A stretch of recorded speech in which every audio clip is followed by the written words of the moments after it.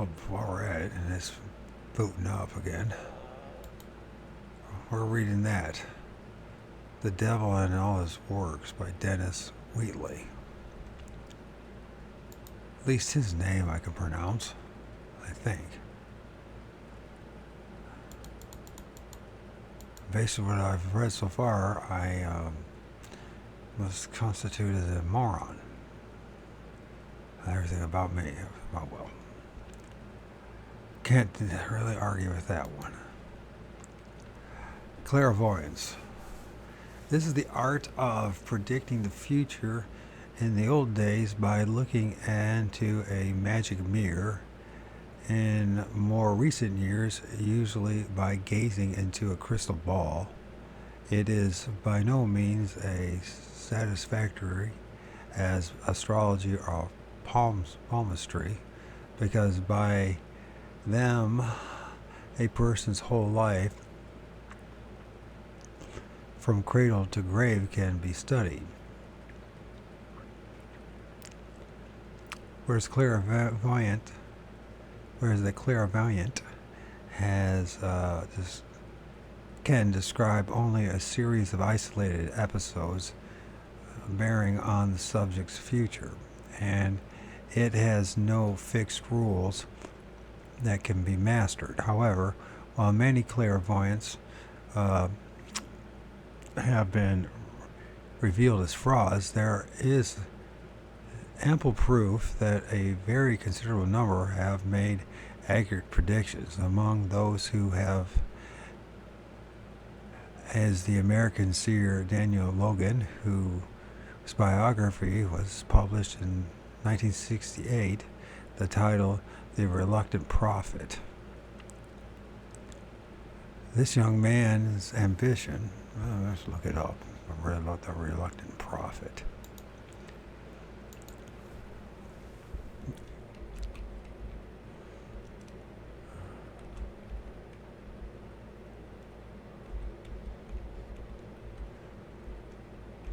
Where is this shit all taking me? Some point I get back to write my own book.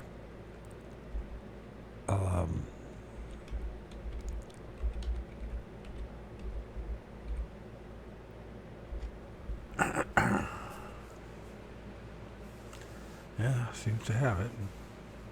Maybe. Okay, this young man's ambition was to become an actor, but he could only infrequently obtain even small parts, which got him nowhere. So he kept himself.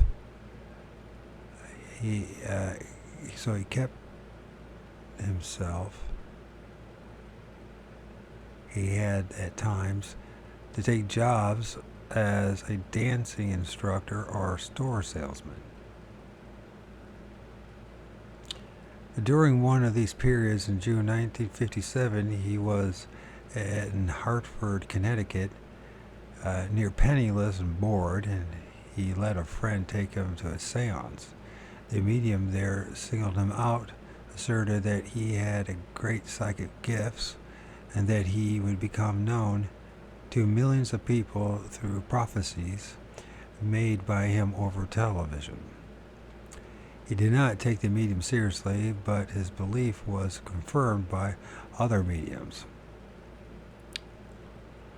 And so at length he was persuaded to experiment and went into self-induced trance with surprising results. Logan believes, as indeed the evidence seems to show, that only the less potent mediums need crystals or other aids in order to practice clairvoyance, and that such phenomena as floating trumpets and the production of ectoplasm and so on at seances are only clever conjuring tricks used to fool the credulous audience.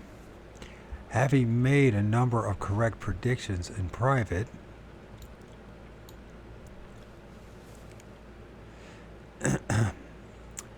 in December 1966, Logan was engaged to appear on David Susskind's television program. Among other things, he actually predicted the following. And then, before we go any further, there's a picture here of John Dee consulting his crystal while Edgar Cayley performs chemical operation.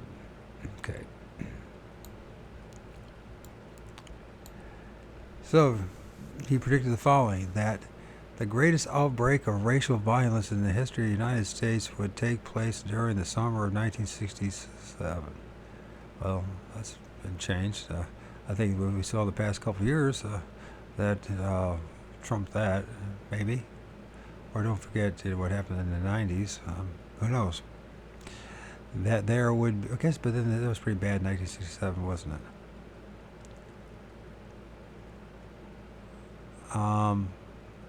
That there would be a second major electrical power failure similar to the one in 1965 in the eastern part of the United States, which would plunge a huge area into darkness. It occurred in June 1967. Well, I don't know.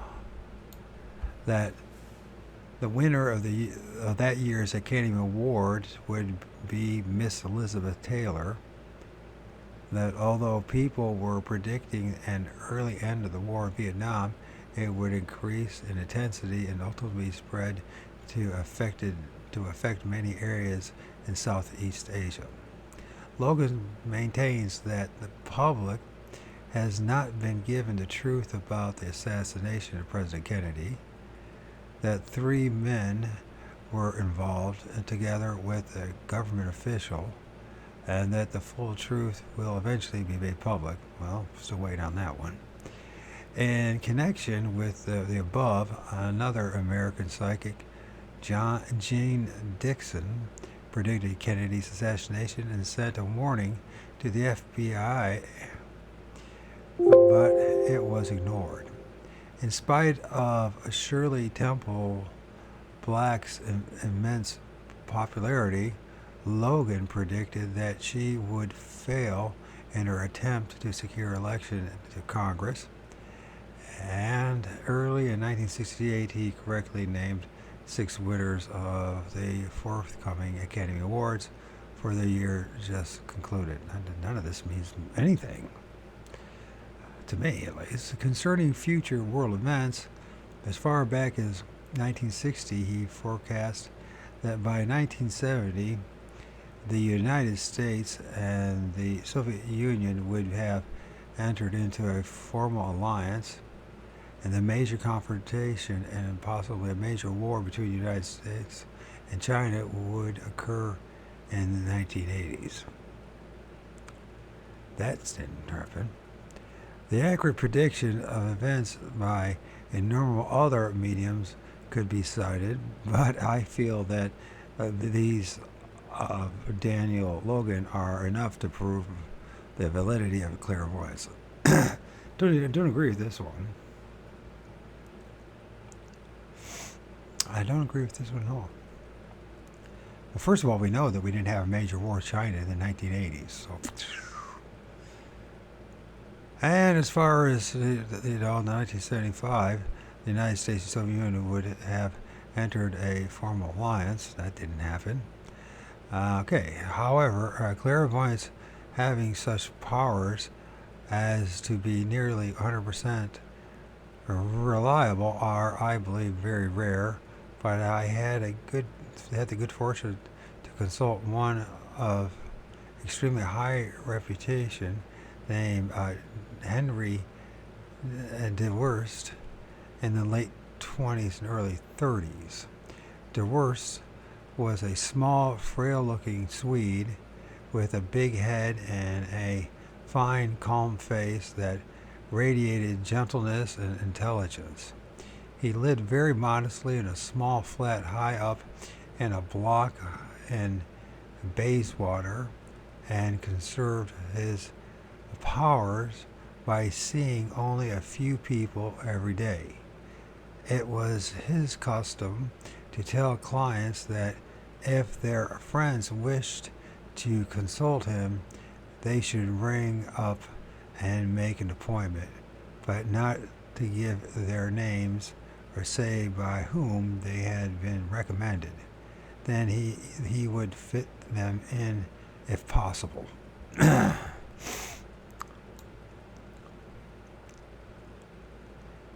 In consequence, on my first visit to him, he could not have known who I was or anything about me. As he let me into his flat, he looked hard at me with his pale blue eyes and said, "Your initials are DIW, as they are DYW." He was not far off the mark. We sat in easy chairs on the opposite side of a fire in the sitting room, and Devers said, "I'm going to ask you a number of questions, but you are not to answer any of them." He then entered a monologue, obviously for the purpose of turning his mind into my circumstances and personality. "Have you been abroad lately? "Yes, but not far. Perhaps only to the seaside. But you have crossed water, haven't you? What do you do for a living? I think you are in some profession connected with art. Perhaps it is only a flair for using your imagination," and so on. Gradually, he became more specific. Before we parted, he told me that my first marriage had been happy, but that it would soon break up. That it had been ordained as a suitable path to bring my smallest son into the world.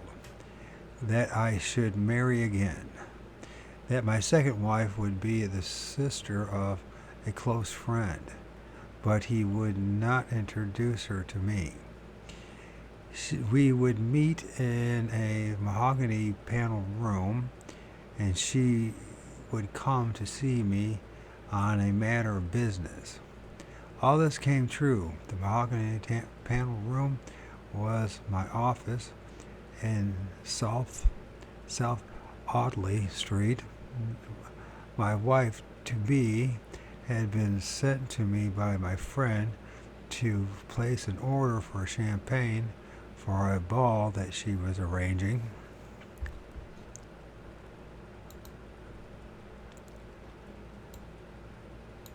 And it is this psychometrist sensing the owner's characteristic from a glove. Psychometrist. Good God. Do people really do this stuff? Really?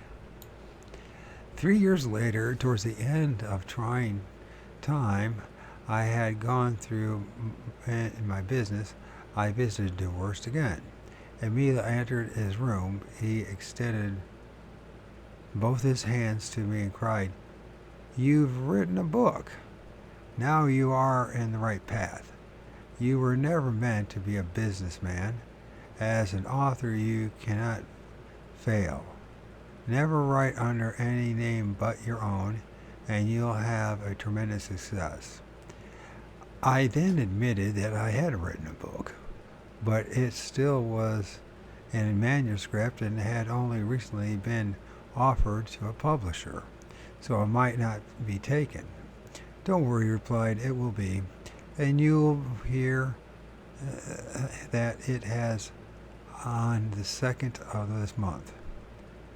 It was then early August, and my wife and I were shortly going abroad to stay with friends in Normandy. The 22nd came and went, and to my disappointment, without my receiving any news about my book. But on the morning of the 23rd, I received a letter from my agent telling me that Hutchinson and Company had taken my book for publication. Had the letter not had to be forwarded on from London, I should have received it on the 22nd. Psychometry.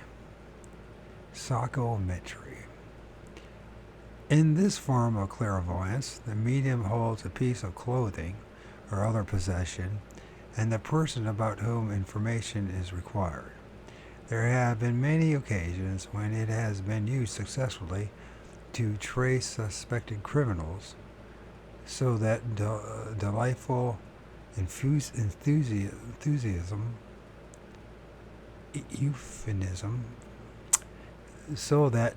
euphemisms, the police invited someone to assist them in their inquiries.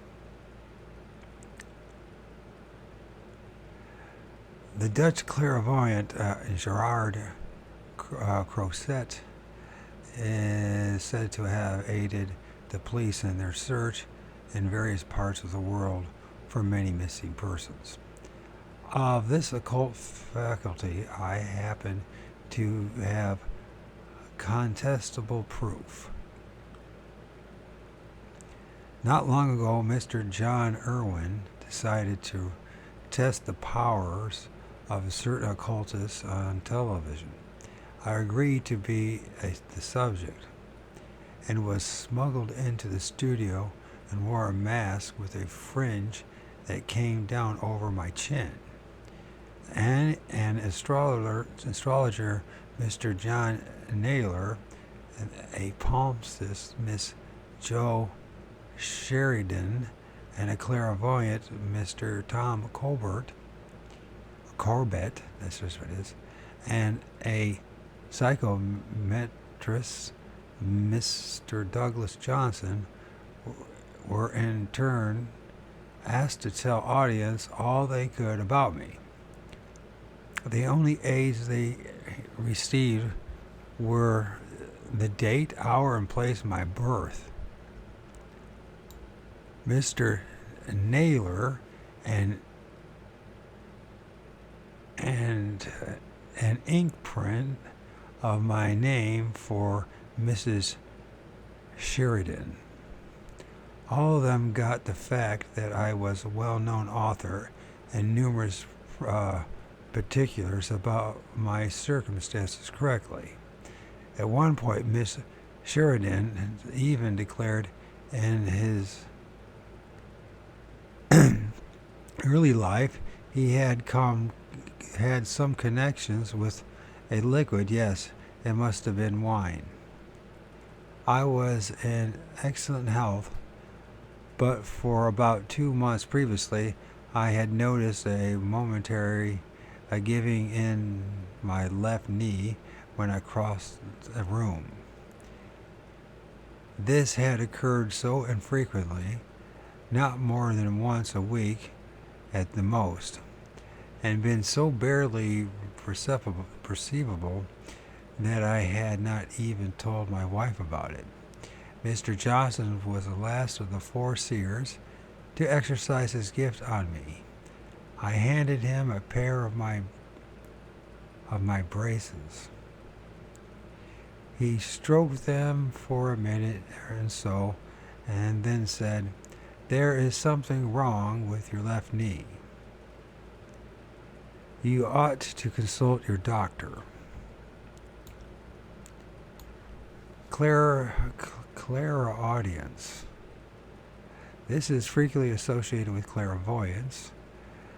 It is listening to the voices of invisible presences, and so can hardly be classed as fortune-telling in the ordinary sense. Yet, if those presents are called upon for audience about the future, it certainly broadens broader on the subject we are now examining. Joan of Arc and her voices are a good example of this type of communication with an unseen powers. They were not, as the Christian Church would now have us believe, the voices of saints or angels. They emanate from the old God, for Jonah was in fact a witch. Even in prison, when there was no longer any point to her doing so, she insisted on continuing to wear men's clothes. So there could hardly be a less suitable title to give her than the maid, unless a special reason lay behind it. And there did. All of the grand covens have their queen witch, who is known as the maiden, and she ranks in power next to the Grand Master. When Jonah was first put forward by her sponsors and accepted by the Dauphin, she ranked only as the Maid of Orleans. But later she was elevated to the highest title that could be bestowed in her country on a witch, La Pucelle de France. She never attempted to repudiate either title. I do not suggest that Joan of Arc was necessarily an evil woman. There were white witches as well as black. But there can be very little doubt that she was a follower of the old religion and had knowledge in the mysteries. In the eyes of her troops, she was a heroine, and after her death, tales of her spread that caused her memory to be held dear by the great majority of French people. The Christian church must not appear to be at fault, so its priests declared the voice she had heard were those of angels, and later decided to make her a saint. But that was very far from being the view of the church when she was alive. It was still fighting desperately to eradicate the belief in the pagan god whose ceremonies offered feasting and gaiety instead of hair shirts and misery as the price of salvation. Joan had trafficked with the little people, who were hated and feared for strange powers they wielded. So the voices she heard were probably those spirits. That was why she was sent to the stake. Oracles. These are a common feature in ancient civilizations. Anyone could consult one for a fee. That of Jupiter Ammon, situated in the great oasis of the name of the Libyan desert, was for many centuries the most famous among the Egyptians. The Oracle of Delphi was the most renowned of all in the classical world, and its site is still one of the greatest tourist attractions of modern Greece.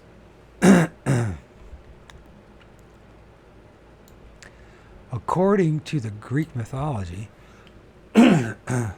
Delphi was the center of the earth.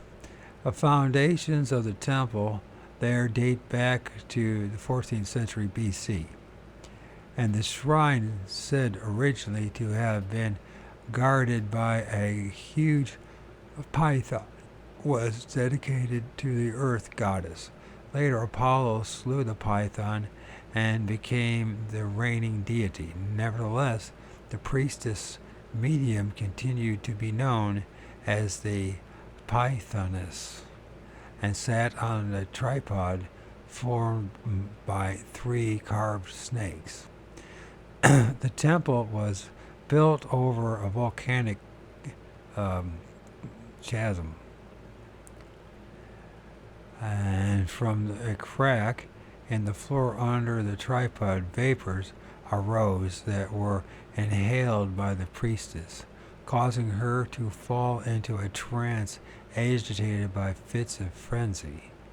Her eyes became glazed and staring, Foam bubbled from her mouth, and she spoke in jerky, often meaningless phrases, but they were rendered intelligible by the priest who stood near her, although the answers given to those consulting the oracle were so obscure that they frequently interpreted them in accordance with their own wishes, so that when acted upon, they proved disastrous. Necromancy. This is the foretelling the future with supposedly the aid of the dead. The usual form it takes is in these days is spiritualistic seances. A number of people gather in a room with a sensitive, as a medium is called, and the medium may be a man or woman, but as there are more women mediums than men, I will refer to the medium as her. The lights in the room are dimmed, and the medium goes into a trance and becomes possessed. That is to say, her spirit leaves her body, which is taken over by another.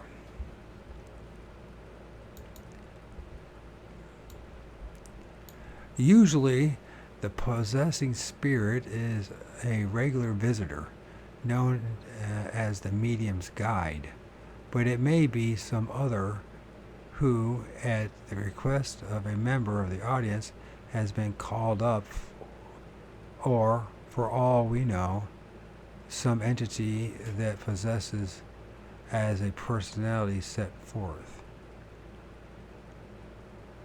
No grounds can possibly be advanced to justify sending one spirit out of one's body and allowing it to be occupied by another.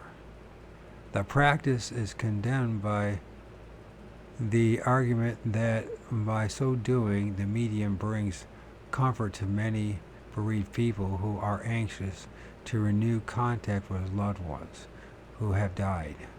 But what proof is there that the spirit possessing the medium is that of the dead person called back from beyond? The above passage will, I know, result in virulent abuse from the psychic press, as such periodicals are a means of making a living for a considerable number of people. They have, on previous occasions, taken great exception to similar statements made in articles by me, but I firmly maintain my opinion and restate it here because I consider it no less than a duty in a book of this kind to warn people of the danger and the futility of taking up any form of spiritualism. With the possession, the personality of the medium changes. Her voice is no longer recognizable as the one she speaks with normally. If she is a cultured woman, it may become coarse and uneducated, or vice versa, or quite possibly have foreign accent and sound like a man's voice. Let me see, what does it say here? Opposite the witch of Endor, invoking prophet Samuel.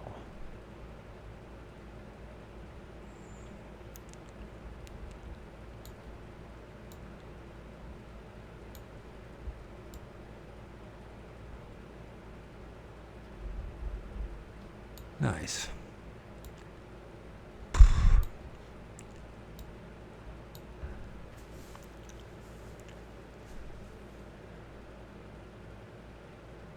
Sometimes the medium is tied to her chair with an object of convincing the audience that she is incapable of moving. Then trumpets and tambourines are sent to float about above her head in the semi-darkness. At other times, she exudes from the mouth a matter that is dough-like in appearance and can be called ectoplasma. But the main object of the operation is for members of the audience either to ask the spirit who is presumed to be possessing her about the future or to secure news either directly or through the possessing spirit of people dear to them who are dead.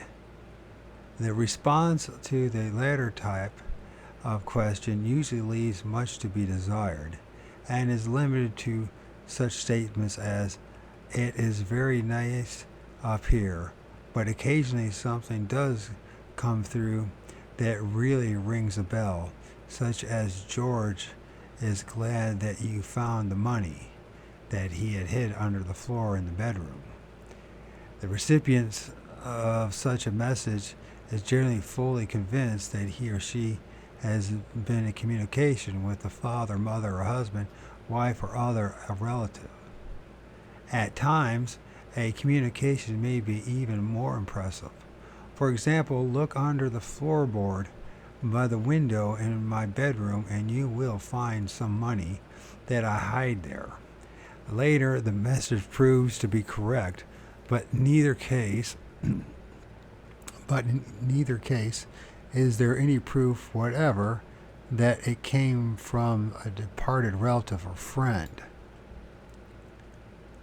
It may quite well be that some alien entity has contacted the spirit of the dead person and so obtained knowledge of the inquirer's family and affairs and is using the medium as a mouthpiece. Obviously, no good spirit would deliberately impersonate another spirit, so it is reasonable to assume that if it is a impersonating spirit, it is evil. And as has been rightly pointed out, a modern medium's guide plays exactly the same role as a medieval witch, which is familiar. Why, one may ask, should evil spirits perform such impersonations? The answer most probably is to open a way into the mind of the inquirer and make it more susceptible to invisible influences through the vibrations set out. It cannot, of course, be said that genuine communications are never made through mediums, but in view of the fact that the numerous cases every day, couples who mean everything to each other are separated by death, yet only on extremely rare occasions does the departed give any sign of attempting to communicate through an intermediary to comfort the still living. It seems abundantly clear that the dead do not wish to be called back. I don't blame them. There are, however, many cases on record of spirits of the departed appearing independently of mediums, either as an apparition or in a dream, either to benefit the living by some information or to right some wrong. And it can therefore be assumed that if they have some reason to return, they are quite capable of doing so voluntarily, and have no need of a vacant body through which to make their communications.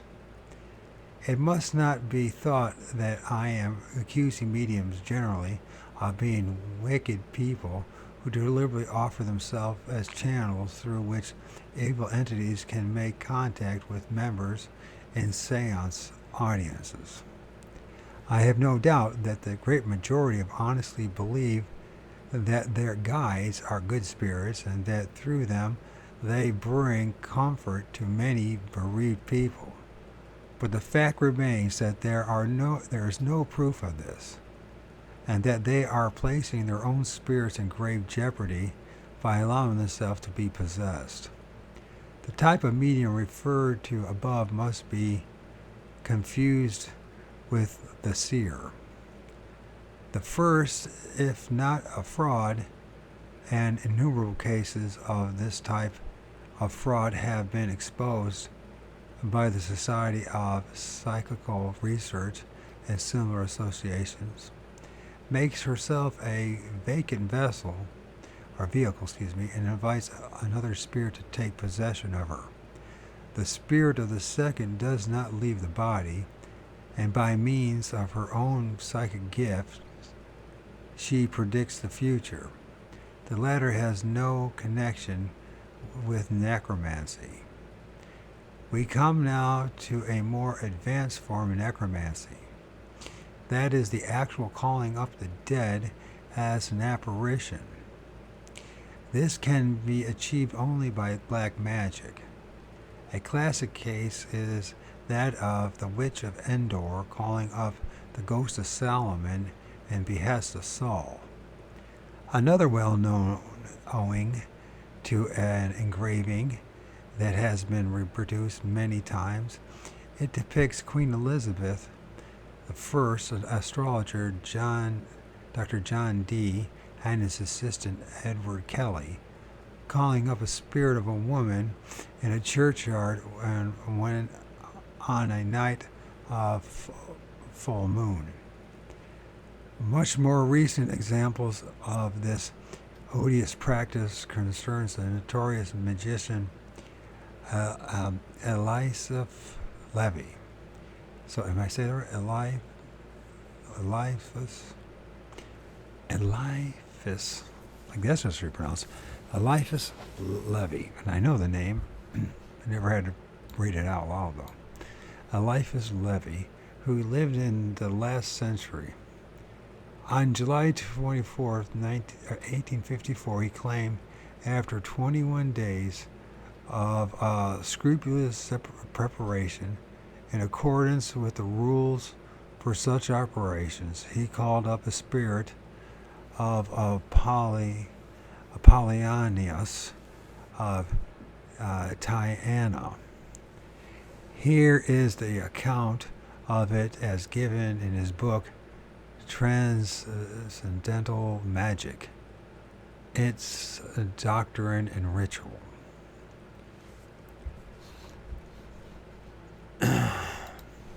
So let's look that up. Not that I plan on doing any of this, but it would be interesting to what everyone is up to.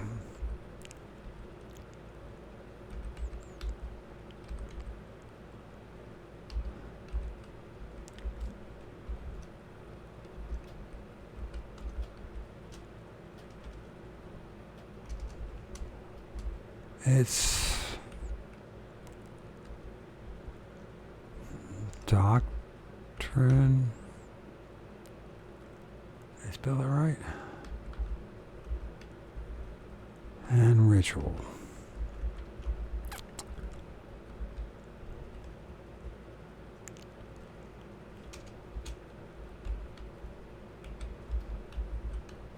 There's such a connection to all this. There really is. There's a connection to Bigfoot and UFOs and aliens and this stuff and the Bible, and I just like, and everyone actually can know what they're talking about, but when you really look into it, you realize nobody knows what they're talking about, and you see the behavior that everyone has, and you're just like, yeah.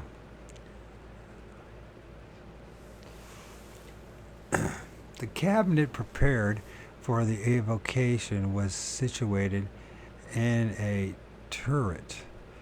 It contained 4 concave mirrors and a species of altar having a white marble top, encircled by a chain of magnetized iron.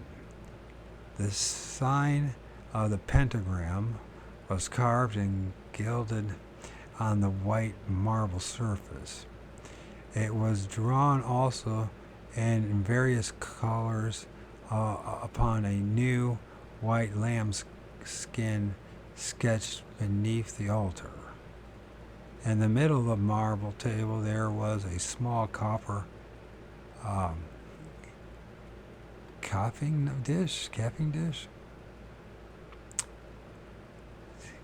dish, or I guess for capping dish, containing charcoal to altar and laurel wood. of alder and laurel wood. Okay.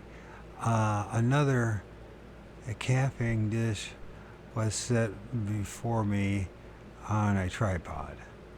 I was clothed in a white garment very similar to the vestments of our Catholic priests, of course, but longer and wider, and I wore upon my head a crown of vervain leaves, intertwined with a golden chain. I held a new sword in one hand, and in the other the ritual. I kindled 2 fires with the required and prepared substances, and I began reading the invocations of the ritual in a voice at first low but rising by degrees. The smoke spread, and the flame caused the object upon which it fell to waver. Then it went out, the smoke still floating white and slowly about the marble altar. I seemed to feel a kind of quaking of earth, and my ears tingled, and my heart beat quickly.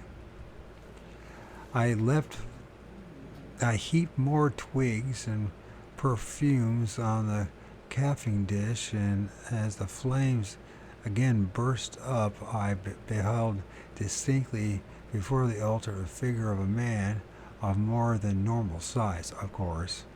There he goes, which dissolved and vanished away. I recommenced the invocation and placed myself within the circle which I had drawn previously between the tripod and the altar. Thereupon, the mirror which was behind the altar seemed to brighten its depth. A wan form was outlined therein, which increased and seemed to approach by degrees 3 times, and with closed eyes I invoked Apollonius. When I again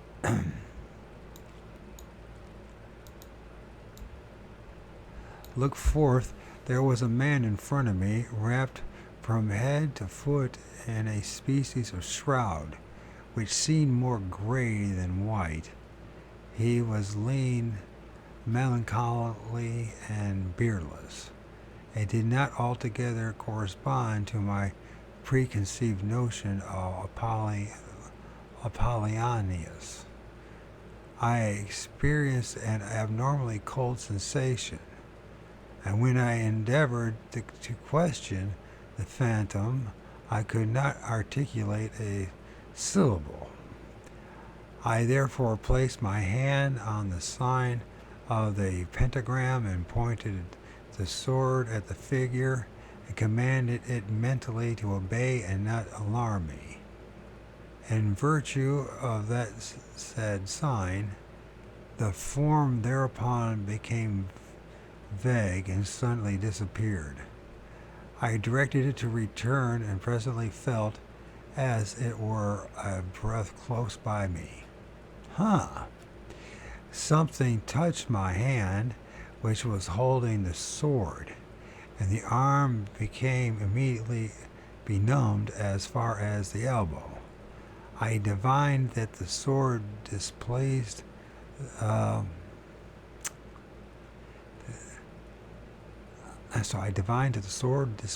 spirit, and I therefore placed it point downwards and close to me within the circle, and the human figure reappeared immediately.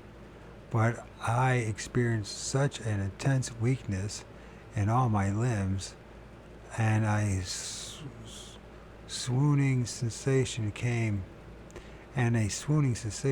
so quickly over me that I made 2 steps to sit down, whereupon I fell into a profound lethargy, accompanied by dreams of which I had only a confused recollection when I came again to myself. For several subsequent days my arm remained benumbed and painful, The apparition did not speak to me, but it seemed that the questions I had designed to answers asked answered themselves in my mind. A magic circle with accessories for raising spirits from the dead. And I'm definitely not going to be doing all that stuff. Don't need any of that. Don't need even any of it. I am to conclude from all this that I really evoked, saw and touched the great Apollonius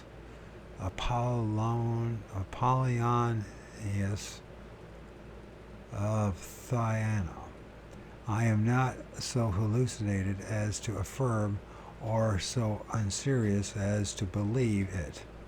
The effect of the probations and perfumes and the mirrors and the pinnacles as an actual drunkenness of the imagination, which must act powerfully on the person otherwise nervous and impressionable. I do not explain the physical laws by which I saw and touched. I affirm solely that I did see and that I did touch, that I saw clearly and distinctly apart from dreaming, and this is sufficient to establish the real efficacy of magical ceremonies. For the rest, I regard the practice as destructive and dangerous. Well, there you go.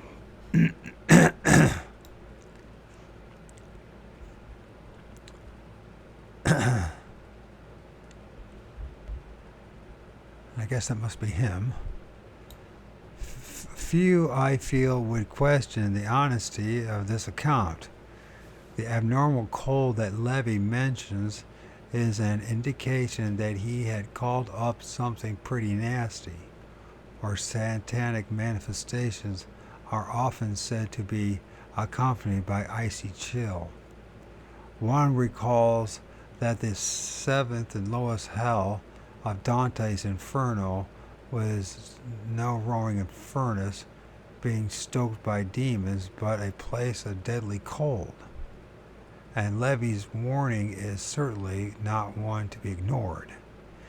We now come to the most terrible form of necromancy. This consists in the desecration of graveyards and the performance of ceremonies with corpses, murder, and in order that the blood and bodies of a newly slain may be put into infernal use, and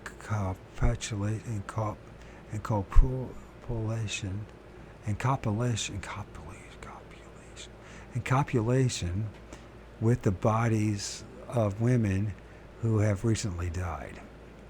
This last revolting practice probably originated in Egypt. The process of embalming a body took 70 days, during the great part of which it was dehydrated with natron, a native sodium carbonate. The embalmers were a class apart, somewhat similar to the Hindu untouchables, and they were not permitted to mix freely with the rest of the population. In consequence, the only women available to them were the destitute and the lowest class of harlot. When, therefore, the body of a young or beautiful woman was handed over to them, it was said they kept the corpse warm on hot bricks for several days and satisfied their lust upon it. That's pretty nasty. It is also said that owing to their having kept specifically beautiful bodies for too long, internal decay became so far advanced that those who used them contracted a disease, and that this was the origin of syphilis. However, that may be, there is some evidence to show that Egyptian sorcerers bought dead bodies from the embalmers and also kept mummies in their houses for necromantic purposes. The medicine men of certain native North American Indians were said to be skillful sorcerers who openly practiced necromancy. Whenever one of their chiefs died, they put on him a great feathered headdress and his war paint, and dressed him in all his regalia, and set his body in the center of a circle, and then consulted it about the buffalo hunting prospects and the future of the tribe. According to the practitioners, the preparations for performing the necromantic operation successfully are arduous.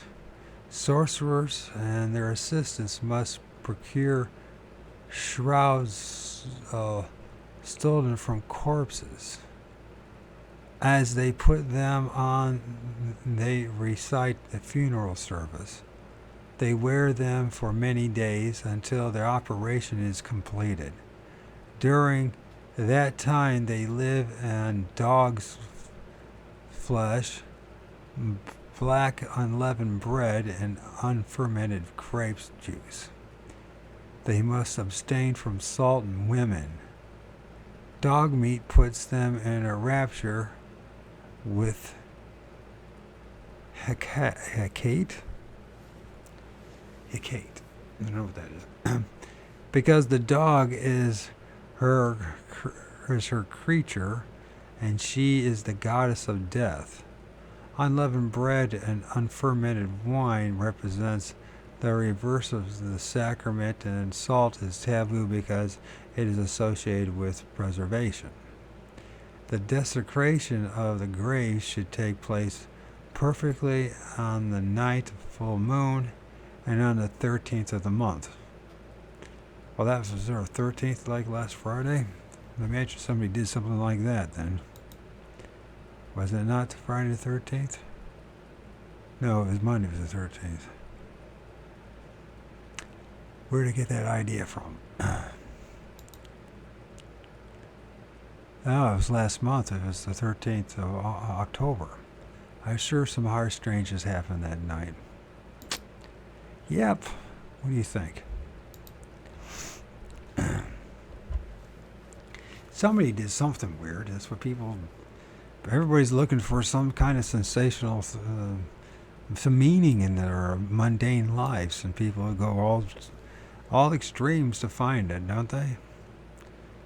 But feeling that under the auspices of the Saturn and the number 4, the time should be between midnight and 1 o'clock, as that is the first hour of the new day. The sorcerer assistants carry torches and burn noisome herbs, and including hemlock, mandrake, and henbane. The magic circle is drawn around a grave, or the grave. It is open, and then the coffin, and the sorcerer touches the corpse 3 times with his wand, pronouncing a conjuration over it, and commands it to arise. The assistants help it out of the coffin and arrange it as though crucified, with its head to the east. A vessel containing wine, mastic, and sweet oil is placed at its right hand, and the mixture is set alight. The sorcerer then repeats the incantation 3 times, ordering the spirit to re-enter the body and answer his questions. The body, we are told, comes to its feet, and a hollow voice replies to the questions asked. The operation completed, the sorcerer rewards the spirit by destroying the body with quicklime, so that it can never again be used for the same purpose. And then it has this totem here, and the American Indian totem held by the tribe. The eagle at the top represents the genius of the air. In such symbolism, the land and the sea are represented by the wolf and the whale, and linked between the land and the sea by the frog. And when I look at that, I don't see any of that. What I see is a Bigfoot. That's 100% a Bigfoot. Right in the damn middle of it.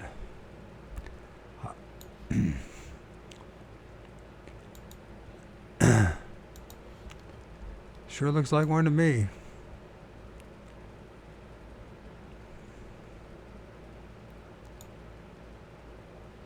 Right there.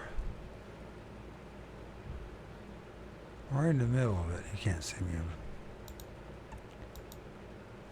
me.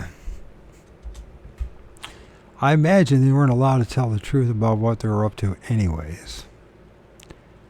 As to even have any semblance of their old rites and rituals, they had to water it down quite a bit. Or else I'm sure they would have been toasted by the Roman Catholic Church and the Christians. So, which apparently their act of barbarity and heathenism, that didn't count as such because, well, they believed in Jesus.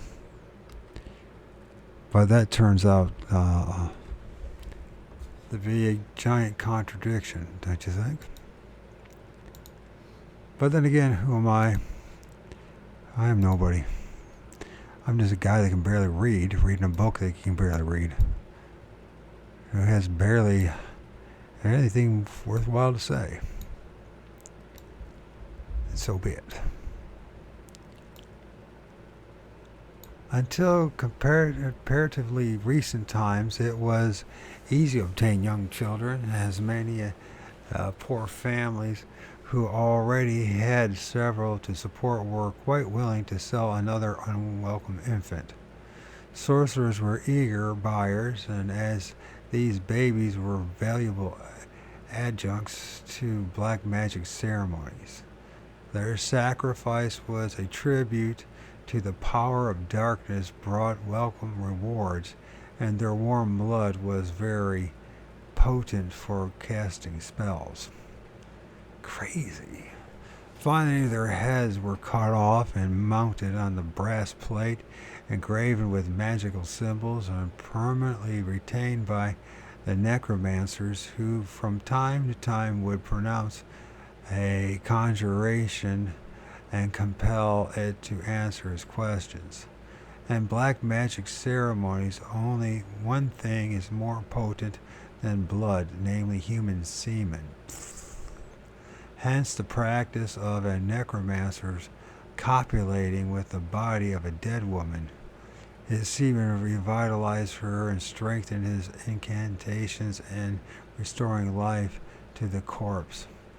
In Roman times, the use of special bells, known as the bell of Gerardius, I don't know, Gerardius, is that what it is?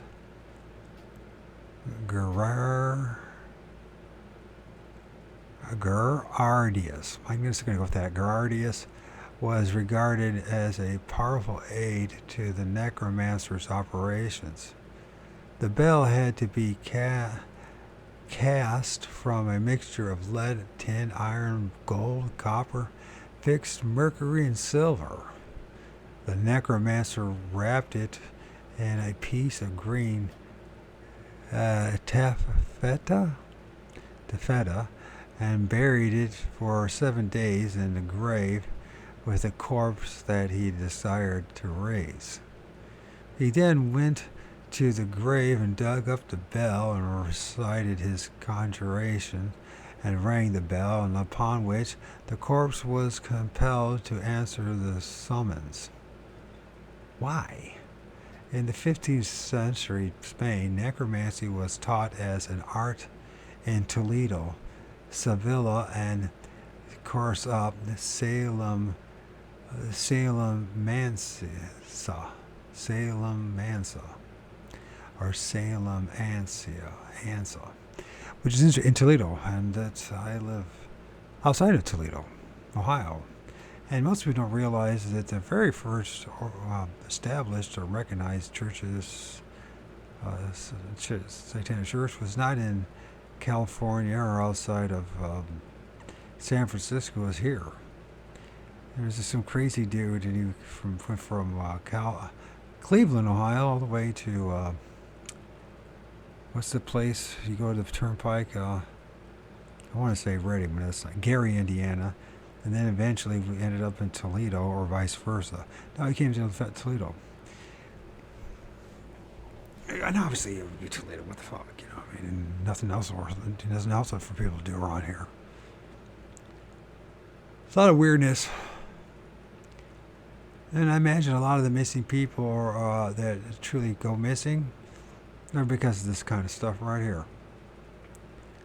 Outside of human trafficking, for whatever that may be, you know what I mean? And, I might not be the greatest dad, but I still try to be there for my son regardless, so I would like to believe that I could trust people, but, yeah. No, there's a lot of people that are a lot weirder than me, that's for sure. A lot of people out there. I'm strange. That's for sure, but I'm not that strange. In the 15th century BC, necromancy was taught in Toledo and the Silva and Salem Mansa, and practiced in caves specially reserved for the purpose. Isabella, the Catholic, was the most remarkable woman. She proved herself to be one of the greatest quartermaster generals of all times in supplying the armies with which her husband King Ferdinand drove the Moors out of Spain. She was also responsible for inflicting more torture and burning at the stake of mostly innocent people than any other monarch. Nice. For it was under her that the Inquisition was established and carried out its terrible work with her fervid blessing. But at least she can be credited with ordering the bricking up of the caves used by the necromancers. Quite recently, there have been several cases of desecration of graveyards, and one in Bedfordshire, the graves of 6 women had been opened, and the skeletons of one had been carried into a church and left there. Seeking to learn the future by calling up the dead in one way or another has been practiced from the earliest times. The most horrifying description of necromancy is probably that given by Lucian in his Pharsalia of the witch of Erictho, I guess that's how you pronounce it. Erichtho, is that what it is? The witch Erichtho, raising the dead for Sextus Pompey. Sextus was the son of Pompey the Great. He was eager to know if his father would prove victorious in the battle he was waging to become master of the Roman world. Impatient with the obscure and unsatisfactory answers given him by oracles, Sextus screwed up his courage to demand a clear answer from the dead, and sought out Erictho,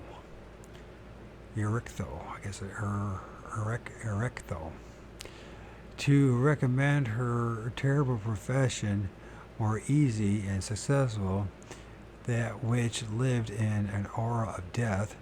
She made her home among the tombs, slept in one as though she were a corpse, and surrounded herself with such gruesome relics of the dead as charred bones and taken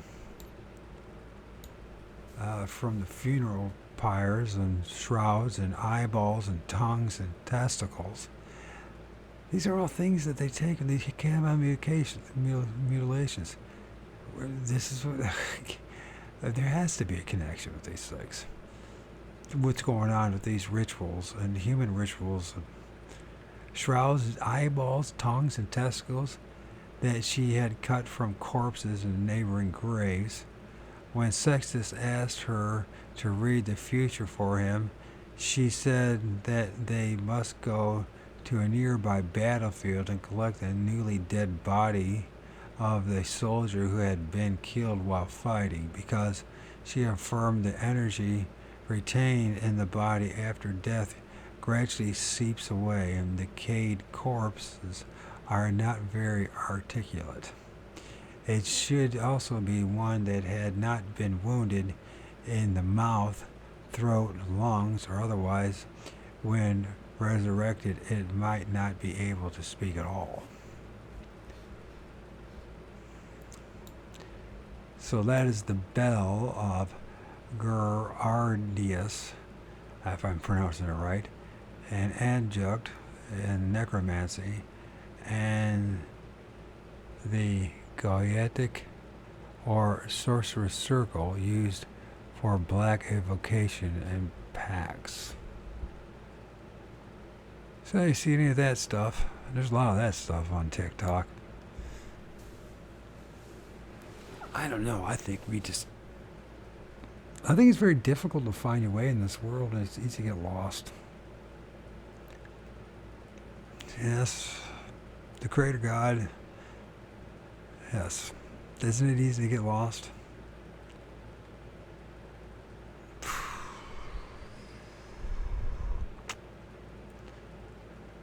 Anyways, after groping about for some time among the slain, they found a corpse with lungs and larynx, tongue intact, and carried it to a cave hidden among yews and that had been dedicated to the dark gods. The body, which is gaping with its gaping wounds and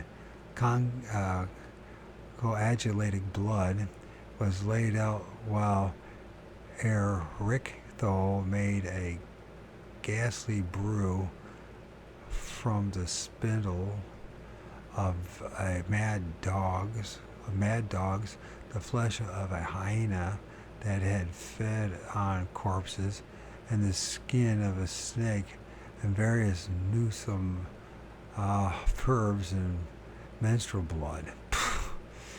Okay, I guess it's upcycling is what they call it. Having warmed up the mixture, she told Sextus to cut a hole in the corpse above its heart. Then she poured the foul mess into it as a form of new blood in preparation for a return to the spirit. She then began her incantation, calling upon Hermes, the guide of the dead, Charon, whose ferries them over the dark waters of the river Styx, Hecate, their goddess, Proserpine, queen of the underworld, and Chaos, the real lord of the earth. Order out of chaos, huh? Is that who they really worship there, Chaos?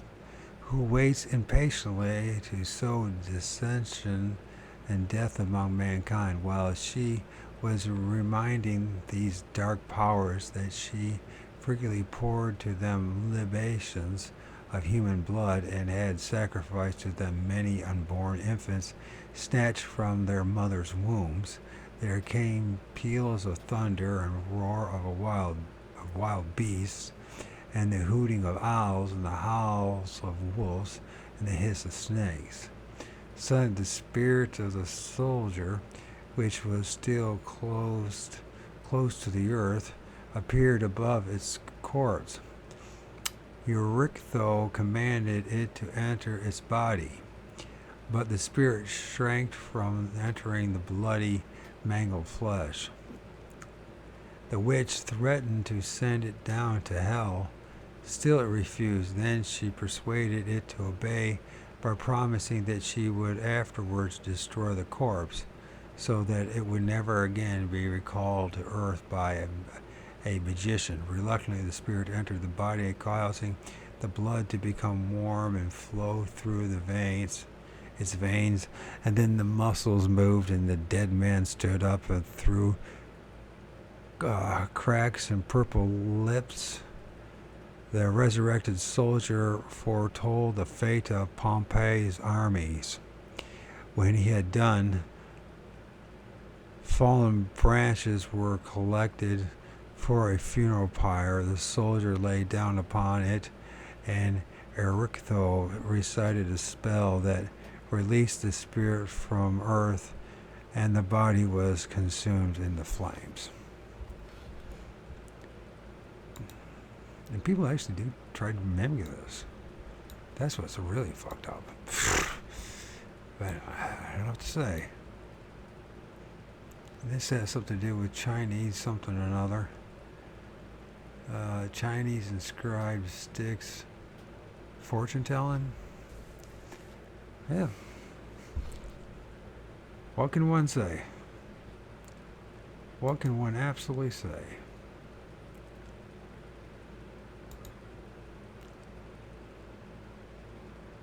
All I know is, after reading that, I'm pretty sick to my stomach about all that. But it does remind me of my first encounter with a Bigfoot. And who was the real threat to me that night in that cemetery? Was it Bigfoot or was that Crow Indian medicine man that practiced the dark arts? Because I don't know about you, but I got a feeling the Crow dude, the Crow Indian man, medicine man, was the big threat.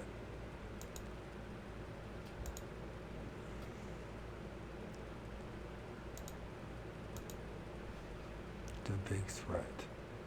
Now we're this Haru Spicy, if that's even pronounced right. I guess maybe I could find out real fast. Yeah, after I just read that, oh my God, I feel so dirty inside. Reading that stuff, isn't that just stuff? I mean, some people they get a kick off it. To me, I feel dirty just reading that shit.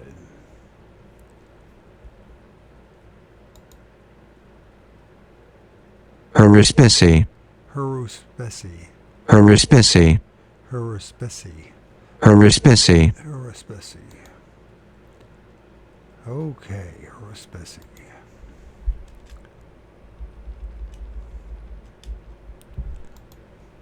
Haruspicy. Haruspicy. In the religion of ancient Rome, the meaning of haruspicy is the art of or practice of divination. Haruspicy, countable or uncountable, plural haruspices. Divination, the use of animal entrails and the using of the victims, and usually the victims of sacrifice. Haruspices. This is the means of divination greatly favored by the ancients, particularly the Romans. Don't forget the Jews, the Hebrews, who established a special priesthood for this purpose, known as augurs, hence our own augury. The method consisted of sacrificing a bird, then predicting future events from the state of its entrails. Allied to this was the prediction based on the marks of the livers. Animals were also sacrificed for this purpose, and among peoples with particularly sadistic natures, such as the Babylonians, the Aztecs, the Hebrews, humans, and generally while still infants, the Romans, also read omens and the flight of the birds. Other methods of divination, less frequently practiced methods of fortune telling the future, were the following: stichomancy. Stichomancy. This was to open a book at random and seek to apply one's problem the first sentence that one's glance fell upon. It's just what Christians do all the time. For this, the Romans mostly used the work of Homer and Virgil. Christians substituted the Bible, and although the practice was forbidden by the church in the Dark and Middle Ages, it was often performed by priests standing in front of the altar of their churches.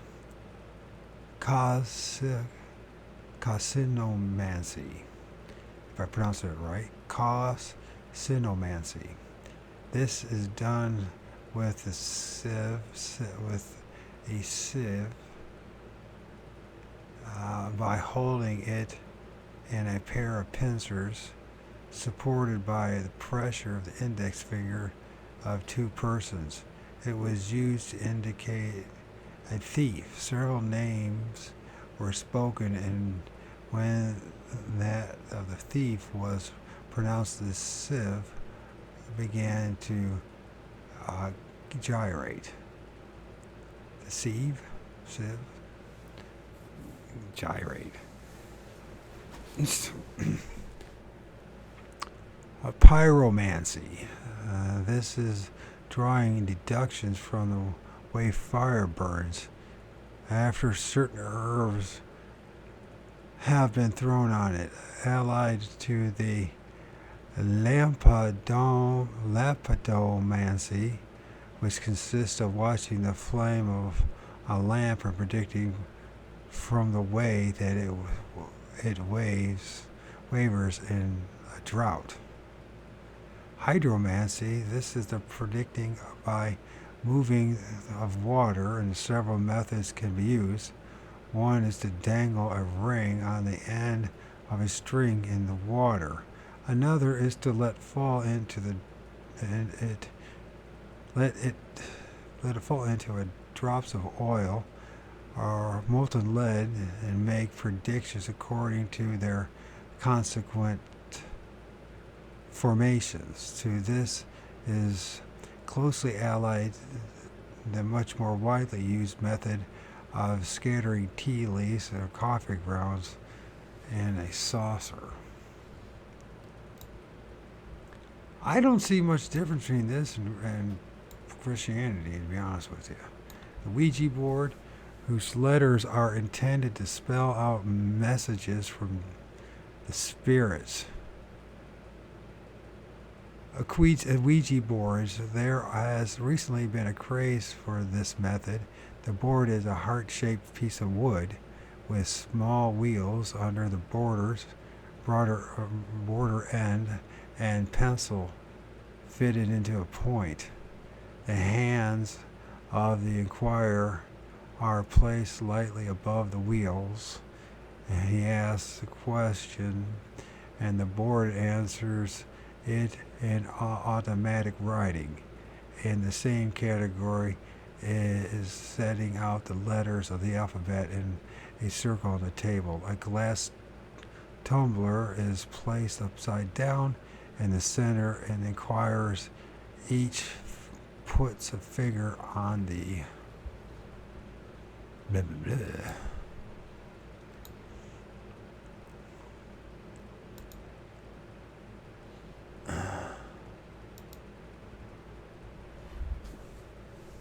Still feel dirty after that. I don't know what maybe I should just learn something a little more practical, huh? When I start studying this stuff, I always feel dirty.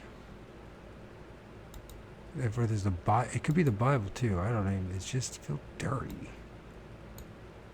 Automatic writing, blindfold with a plane shoot. Bottom of the glass, the question is asked and sliding from letter to letter. Glass spells out the answer.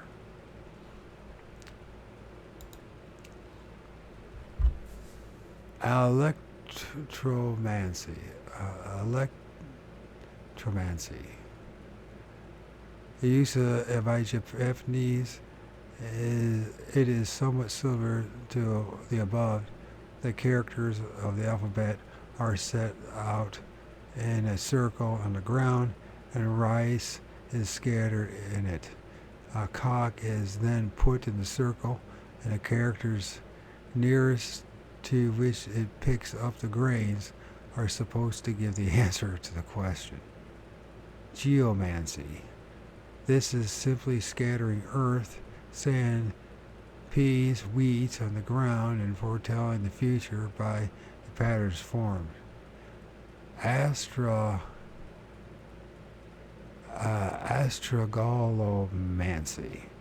Astrogalomancy. If I pronounced that right. This is greatly favored by the Negro races, the throwing down of small bones out of a bag and making predictions from the way they fell. On neuromancy. This is by interpreting dreams, a practice of the greatest antiquity and still worldwide today. One recalls Pharaoh's dream of the 7 fat knees and the 7 lean knees, which was interpreted by Joseph, and the Victorian Times book on the subject were extremely popular. On neuromancy. Still further methods by planting a stick at the crossroads and observing the reactions of passerbys to it, by throwing sticks in the air and predicting from the way they fall. The Chinese make predictions from the carapace of tortoises, the shell, and the Japanese by drawing at random small bamboo sticks from a box. In fact, the ways in which man has endeavored to learn the future are innumerable. It will be observed that only a few of the above methods can be hoped to predict the whole course of life. The majority lend themselves only to the answering a series of questions, but all of them entail communication with invisible forces. Before leaving this subject, I will give 2 outstanding examples of predicting the future correctly. The first concerns Nostradamus, a French astrologer, of Jewish descent, who read philosophy and graduated in medicine at the University of Avignon and Montpellier, respectively, and became honored throughout all of France for his learning. In 1555, he published a book of rhythm prophecies entitled Centuries, and in 1558 he produced a second enlarged edition. King Charles the Ninth appointed him his physician in ordinary. Nostradamus' prophecies were read along with his death.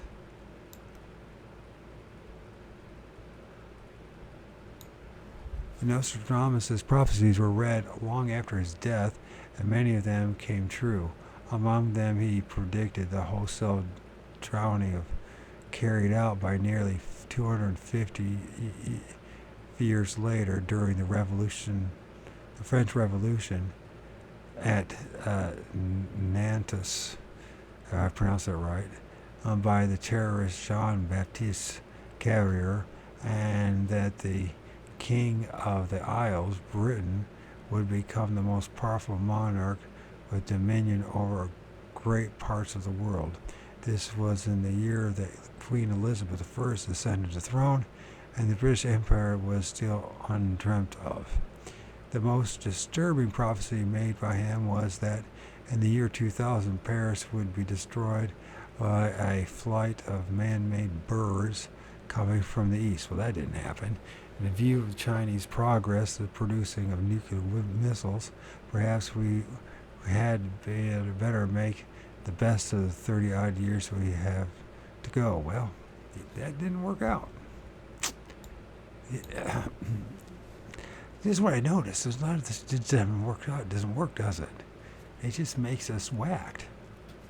I think it's like all designed to torment the fuck out of us here. That's what it is. We all go crazy in this place. You know what I mean?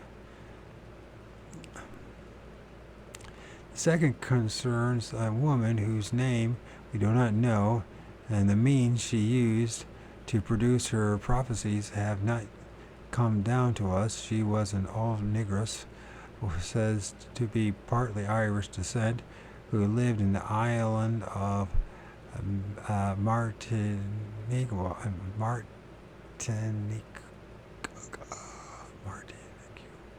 I'm not saying it right.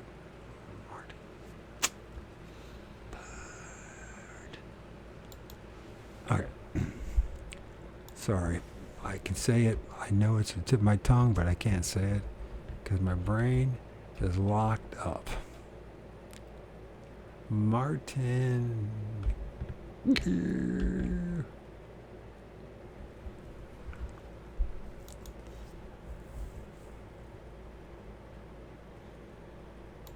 Martinique. Martinique. I was so off. Martinique. It's the Isle of Martinique. In a tumbled down hut, two young girls aged about 12 went to her one day to have their fortunes told. One was Josephine Tesher de la Pagerie, and the other one was Amon Dubuc de Rivery, if I said anything close. The old lady predicted that both of them would marry great kings who ruled over vast peoples, and that Amin would bear a son who afterward would reign gloriously. Josephine duly sailed for France, and in due course married the Viscount de Beauharnais, and then after Beauharnais had been sent to the guillotine, Napoleon Bonaparte. A few years later, she was crowned in Notre Dame as Empress of France. When the French Empire dominated Europe from shores of Baltic to the toes of Italy. Amin, or May, whatever it is, also sailed for France, and she spent 8 years being educated at the convent of Nantes. That's how you Nats or Knots? Or, I don't know. And my head's starting to spin. In her early 20s, she set out to return to Martinique,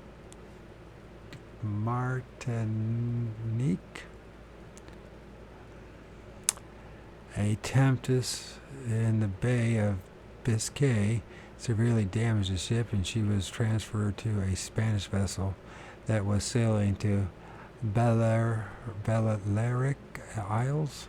The vessel was captured by corsairs, and Amin was taken as a prisoner to Algiers, and the Bay of Algiers decided that this blue-eyed, golden-haired French girl was so superbly lovely that he would send her to Constantinople as a present to his master, the Sultan.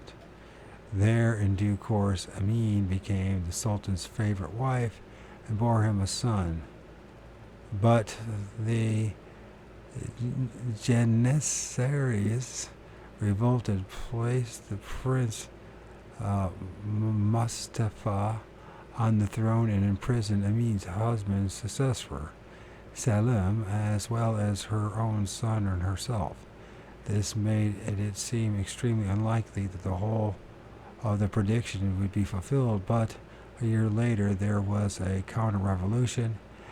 Mustafa was dethroned. Admi's son became sultan as Muhammad II. No man can have two mothers. So a sultan's mother ranked far above his wife's. Ames was known as the vesseled crown and was the supreme authority over all the women in the vast Turkish Empire, which then included all North Africa, Egypt, Arabia, Palestine, and the greater part of the Balkans. Ames had brought her son up with Western ideas and to believe that Turkey should no longer remain isolated. Muhammad was a highly intelligent man. He accepted her guidance. He became known as the reformer and for 31 years ruled gloriously.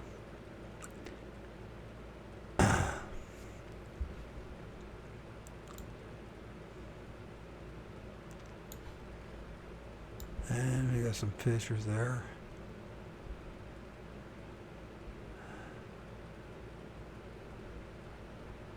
There's a Catherine de Medici with the magic mirror, or Nostradamus, in which she was supposed to have seen the future of France, and a diagram of a possible explanation of the mirror. So that must be the diagram.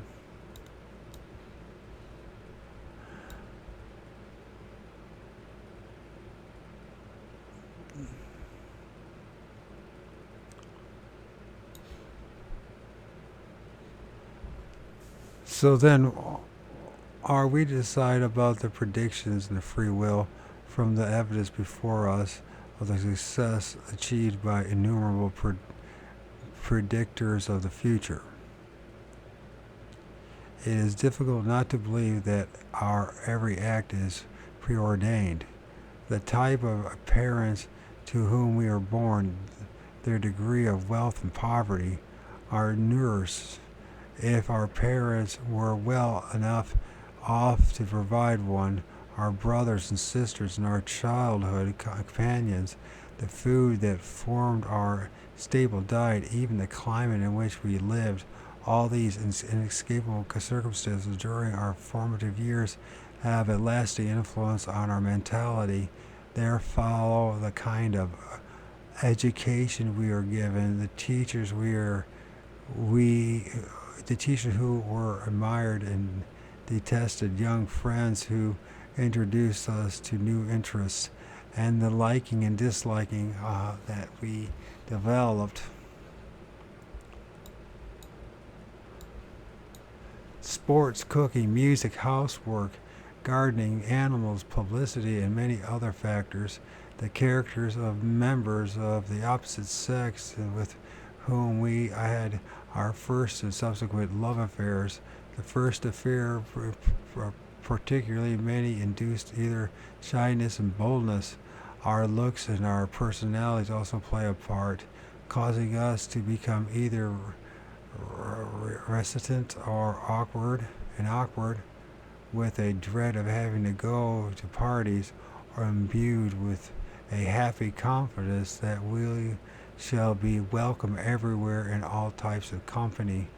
There may then come marriage and bringing an altered outlook on life and children, and possibly necessitating new habits of economy. Meanwhile, there has been a type of occupation by which we earn our living, workmates, the business associates, and the books we have read, the places to which we have been on holiday and have traveled. By necessity, possibly one or more accidents that have instilled in us a dread of certain circumstances, most probably a period of war during which we have been subject to discipline either in one of the fighting services, or as a nurse in a hospital, good or bad future prospects beget impulses to generous cooperation and owing to caution, rejection of appeals. Our health in any given moment plays a great part in the influencing our state of mind. So we have it. Throughout the years, each personality is built up by tens of thousands of physical and mental experiences. Undeniably, the countless habits of the mind engendered by our past and present environments must automatically dictate the great majority of our decisions. But it may be that at times we are confronted with a situation in which we are being tested about which decision is the proper for us to take. There can never be any doubt. Our conscience tells us loud and clear, and should we decide for one which appears to be against our own interest, it doesn't necessarily follow that we shall deprive ourselves of some piece of good fortune that has been predicted for us. For example, it is predicted to a young man that he will fall in love with marry a very charming girl. She is so accurately described that when he meets her, he has no doubt at all that she is the girl about whom he has been told, but she is already engaged to someone else. It chances that he comes into possession of a certain information by which he could discredit her fiancé in her eyes. He is naturally greatly tempted to use it, but he refrains because it is a matter of the past, and he feels that it would be unfair to rake it up. Apparently, he has scotched his own chances.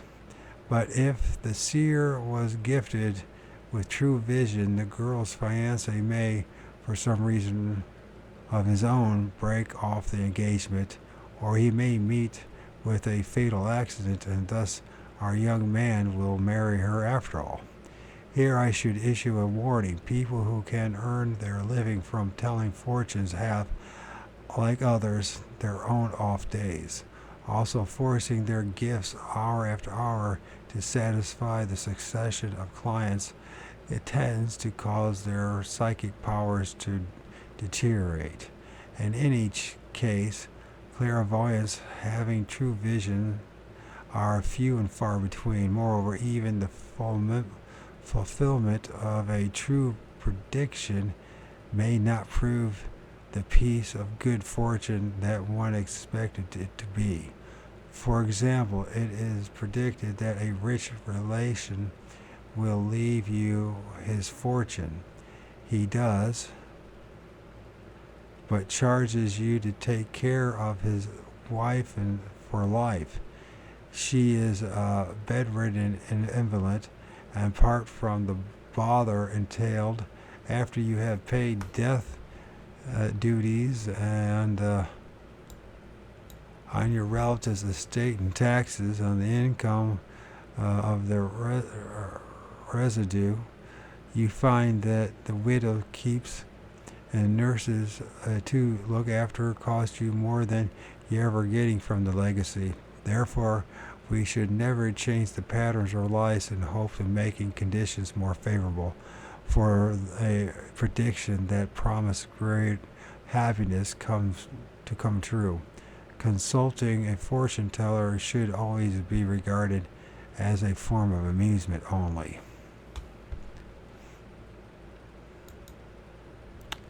I don't think they would like to hear that.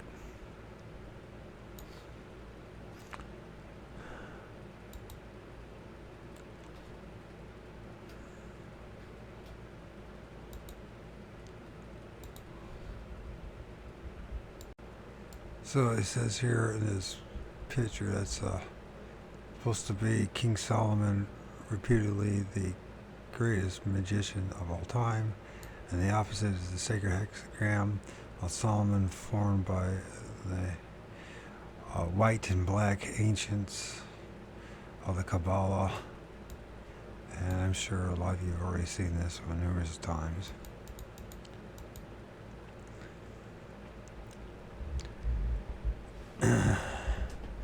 Beliefs of the early ages, introductory. But by this time, the reader may well be asking, but what has all this have to do with the devil and his works?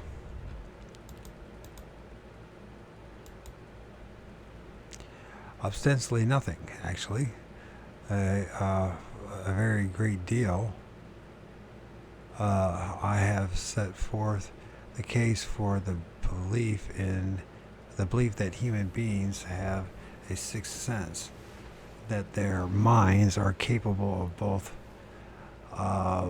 transmitting and receiving impulses for which there is no normal explanation, and the same of some of the impulses received eminent form the disembodied powers of good and evil. Since every process in the universe of which we are aware is governed by immutable laws, it follows that occult phenomena must also be subject to laws, and that anyone who knows these should be able to make use of them. That this has been done in the past is claimed by many occultists in their writings, and that it is still being done is claimed by modern magicians. In fact, the borderline between magic and science often appears very thin and is constantly decreasing. When a slave raiding party landed on the coast of Africa in the 16th century, and a white man struck a Negro warrior dead by firing a musket at him from 50 paces, the natives naturally must have supposed that the white man was a witch doctor with a magic stick. If in the days of King James I had shown his courtiers a screen in which they could see the king's son, Prince Charles, whom they knew to have gone on a visit to Madrid, gallivanting there with his friend the Duke of Buckingham, the viewers would undoubtedly have decided that the screen was a magic mirror, and might well have had me burnt at the stake for having sold my soul to the devil. Such examples of how the apparently magical latter becomes accepted as due scientific discovery and is put to everyday use are legend. We may therefore define magic as the application of scientific laws which are still unknown to our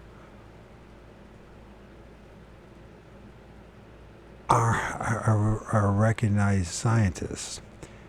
The putting into force these occult laws may be likened to a man's having a means by which he can tap in on invisible electric cables and by them transmit his will to achieve a desired end.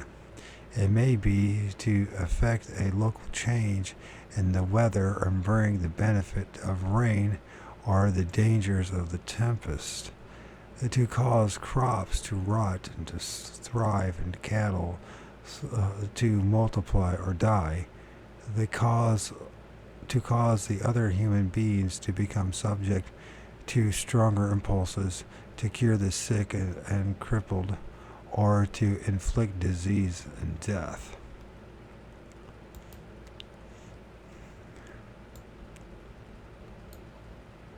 Then it says here, opposite a prehistoric sorcerer.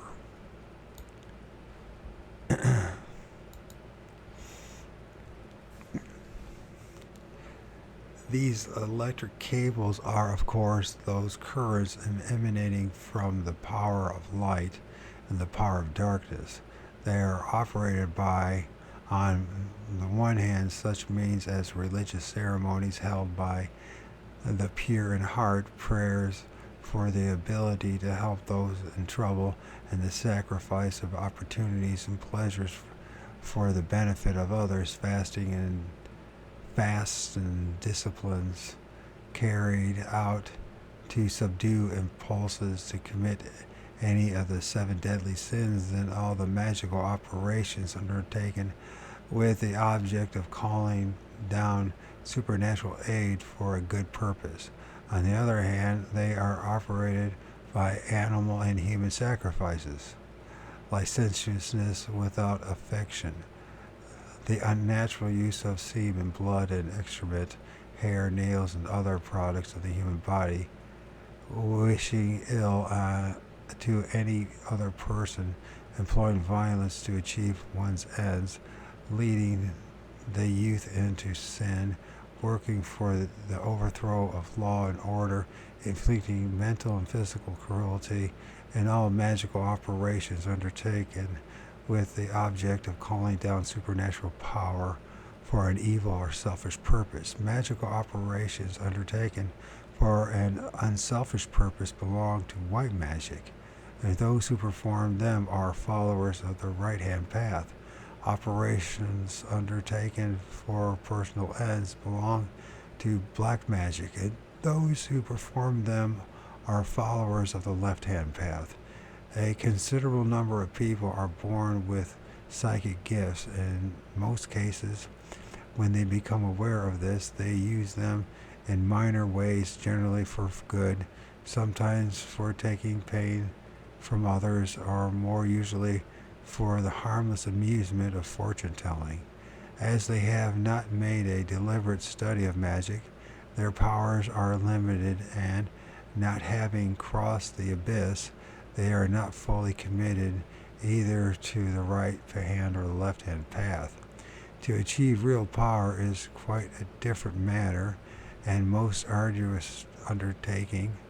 It entails many years of preparation and an almost exclusive preoccupation with the supernatural. The Christian saints has also the holy men of other civilizations were capable of performing their miracles because they denied themselves of the pleasures of this world and undertook prolonged fasts and worked themselves up into an esoteric state of inflicting pain on their bodies, as for example the Fakirs of India, or the Fakirs, Fakirs, the Fakirs of India do when they lie on beds of nails and have themselves buried alive for a period that would normally bring about their deaths from thirst, and constantly commune with their own version of the Godhead.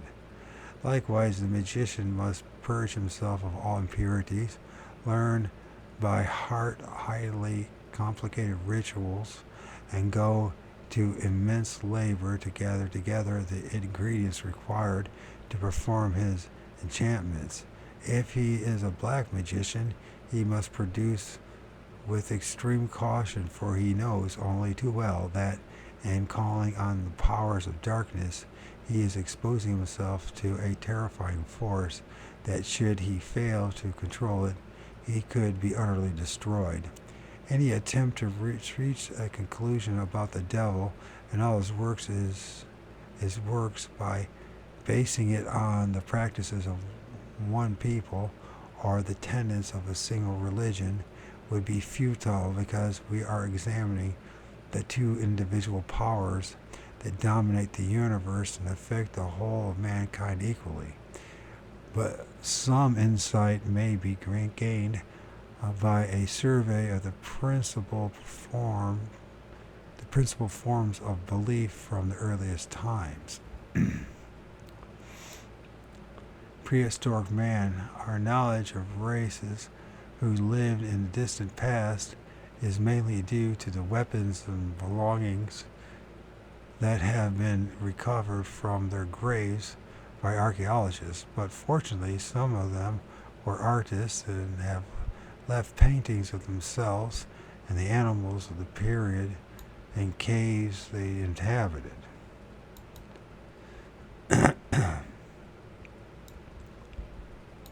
One of the earliest of these dates of the Paleolithic period, of Paleolithic time, and is in the cavern at the Torres Ferrers, and I don't know, at Arage,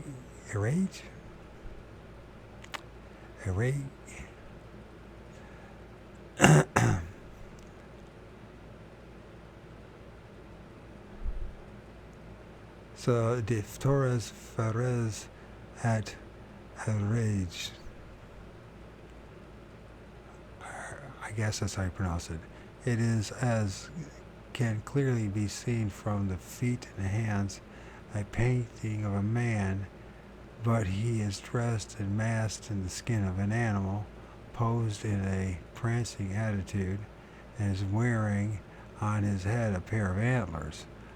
From our knowledge of a cult that survived right into the Middle Ages, we may assume that the figure represents the oldest known deity, the horned god. It was from him that our devil of late Christian times inherited his horns and hooves and tail. However, it must not be taught that there was anything satanic about the horned god. Primitive people attributed him to everything good or bad for which there was no explanation. Dualism arose at a much later stage when nations had emerged and went to war with one another. Then each side maintained that its god was good and the god of its enemies evil. The loser's god was taken into the fold of the winner as a minor deity. This, of course, was a form of insurance, for if we were rude to our fellow gods, there was always a chance that he might do you a mischief while your own god was looking the other way. After many wars, this custom resulted in polytheism, which reached its apex in the Roman Empire, not in that case because of the highly sophisticated Romans' fear of gods of the savage tribes they conquered. They had the sense to realize that if you acknowledged the god of the people you had defeated, that made for future peace and goodwill. The British, because of their belief in Christianity, could not, while making their empire, follow quite the same policy by acknowledging the divinity of Shiva and Tahaki, or how do you pronounce it? But they did the next best thing by decreeing religious toleration for all their peoples. The one exception to the policy of toleration in ancient times was the Hebrews. Yahweh, or Jehovah, as he later came to be called, was, as we know, a jealous God. It would not tolerate any other deity getting a sniff at the burnt offerings. The making of burnt offerings was common in most primitive peoples and continued well into the Christian era. The theory was that the god needed sustaining, but in early times the meat was much too precious to set aside as to rot for the deity. The smoke from the meat was looked on as its spirit and therefore as capable of nourishing him.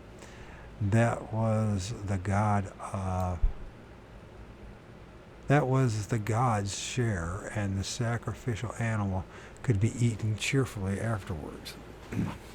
According to primitive belief, everything had its spirit double, and the blood being an essential of life, and man and animal, its spilling on the ground as a sacrificial animal was slaughtered would also be most welcome to the god. As time went on, the tribes merged into nations ruled by powerful priest kings, and the favor of the gods was courted by human sacrifice. With many peoples, it became customary to make human sacrifices not only at certain seasons of the year and when going to war, but also on the death of a ruler. But when men dwelt in caves, there were no slaves that could be sent to serve their master in another world, and every hand was needed. So when they buried their dead, they spread red earth over the corpse to signify spilt blood.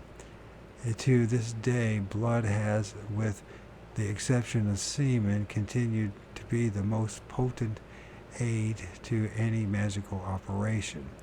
All the arts, dancing is their most primitive, and was by dancing that early man worshipped the Great Spirit. At Kogel in northern eastern Spain, there is a crude cave painting depicting such a dance.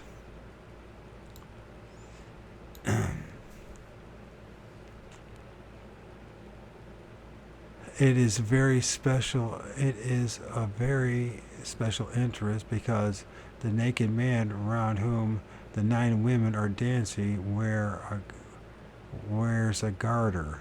This, from time immemorial, has been a distinguishing mark worn by a person having occult powers. The garter may be very elaborate or simply a piece of string, but it occurs again and again throughout the history of magic and witchcraft.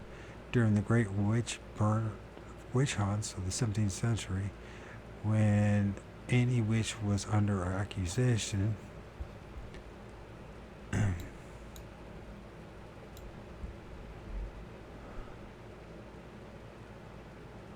so who's the one wearing the garter?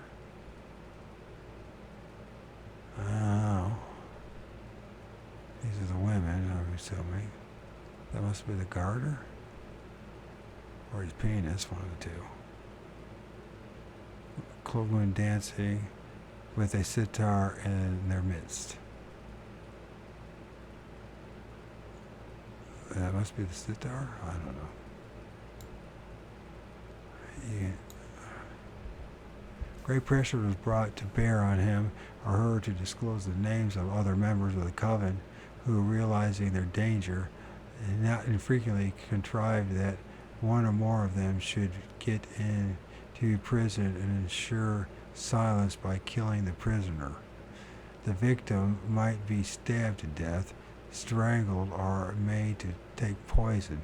No matter how the deed was done, a bootlace or some similar object was always left tied loosely around the victim's neck.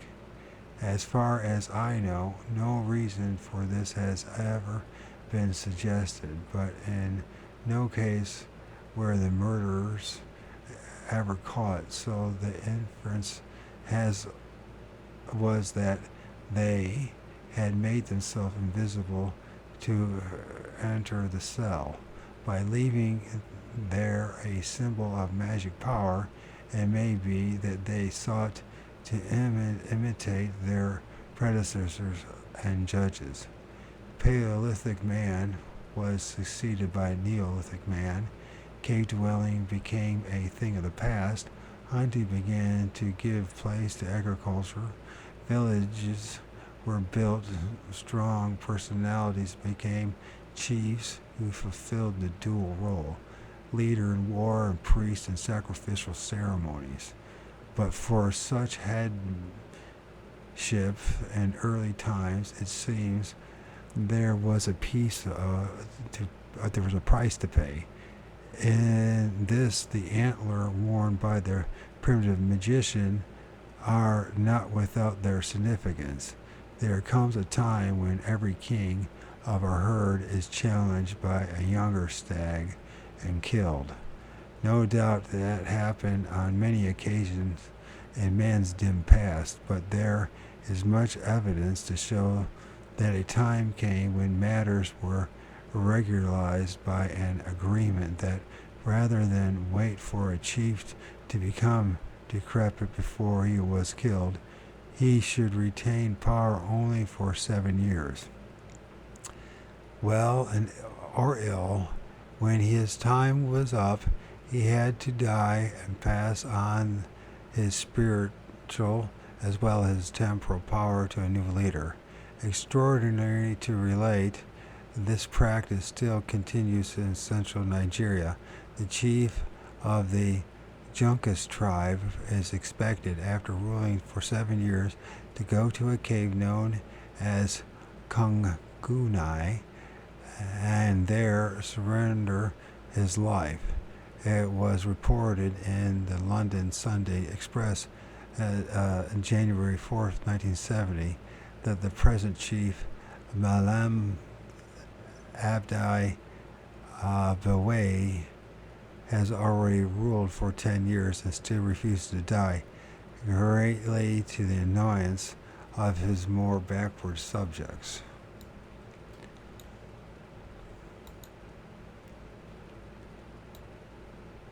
It looks like a Sumerian god. Opposite is Mesopotamian devil Pazuzu.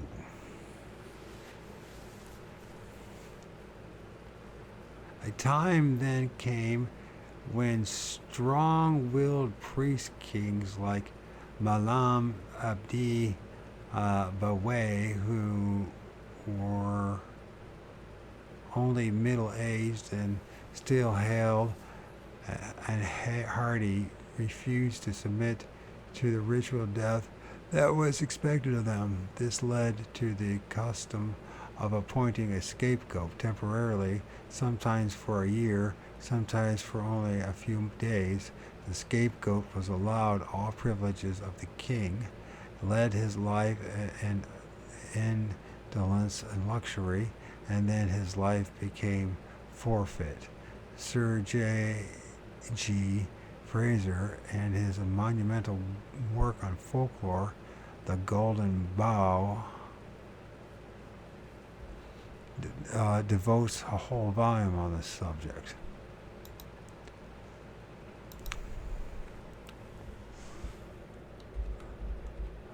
The Golden Bough.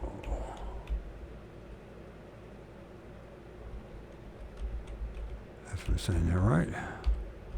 I said an awful lot of words wrong, incorrectly.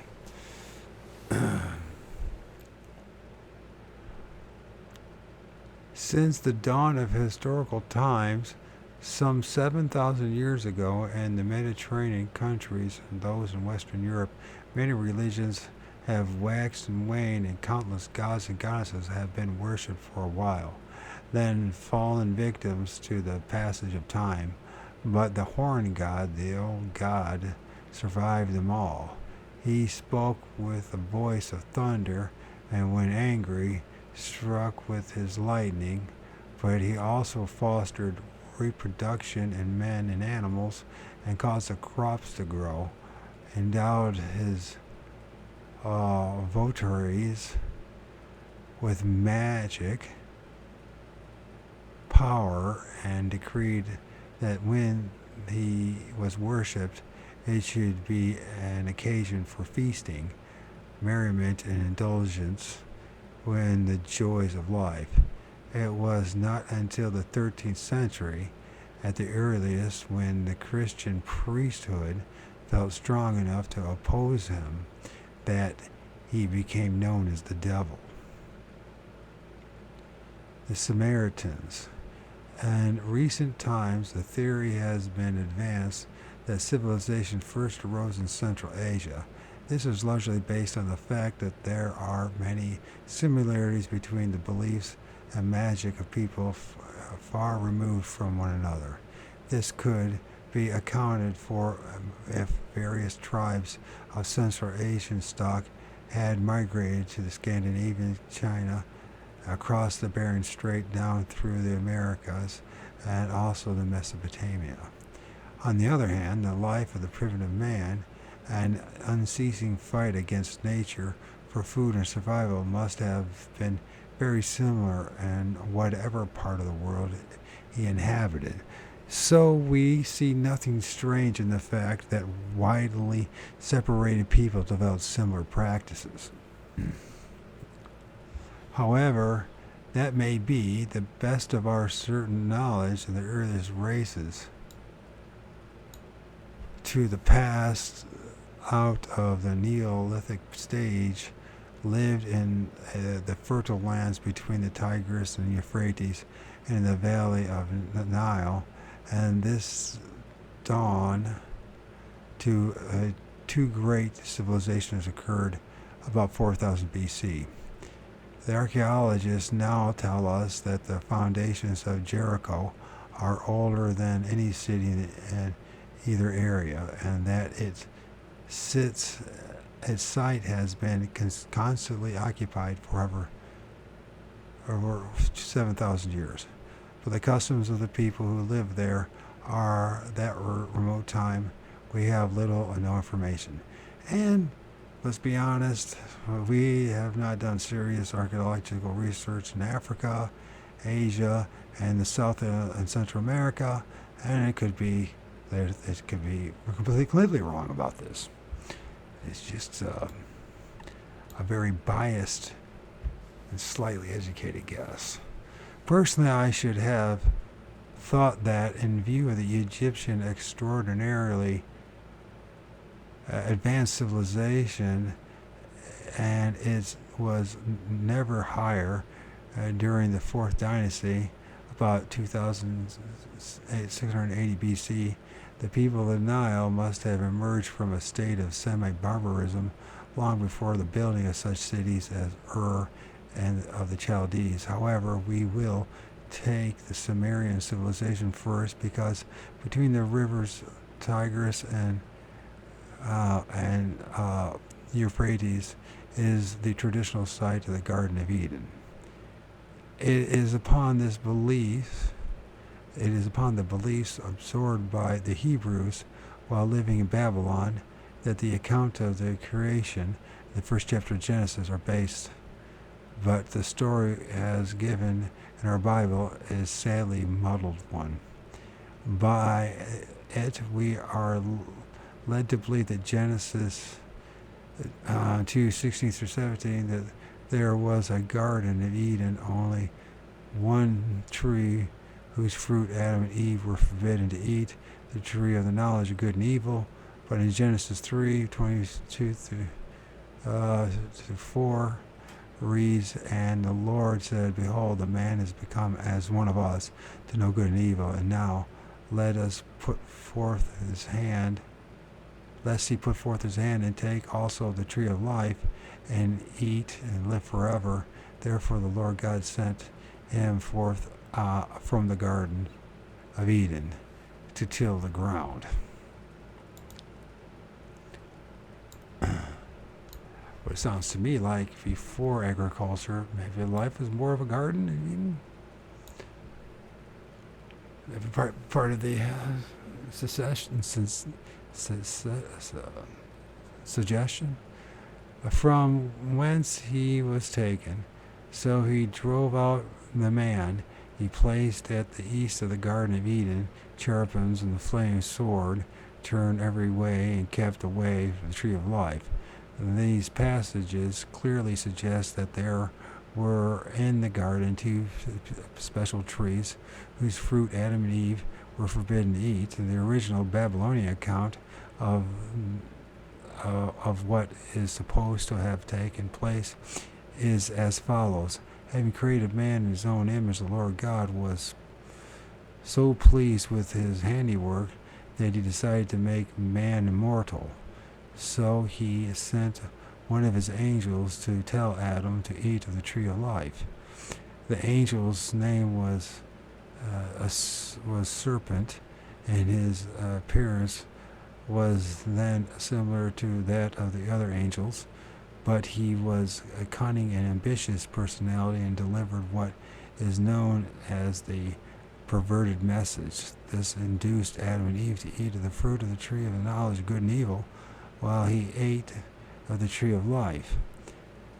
The sequel is duly recorded in Genesis 3:10 through 19, in which, having learnt what had happened, an intensely angry Jehovah decreed that the unfortunate Adam and Eve and their children should suffer every unpleasantness he could think of, and he did not let off the serpent. As we read in Genesis 3:14, and the Lord God said unto the serpent, because thou hast done this, thou art cursed above all cattle, and above every beast of the field, and upon thy belly shalt thou go, and the dust shalt thou eat all the days of thy life. So the serpent lost his golden halo and lovely wings, but according to the Babylonians, as he had eaten of the tree of life, he had become immortal, and that is why he never dies, but simply sheds his skin each year. The serpent, before becoming accursed by God, the author of the book plate showing him at the feet of the fellow army officer who has the guise of a sitar.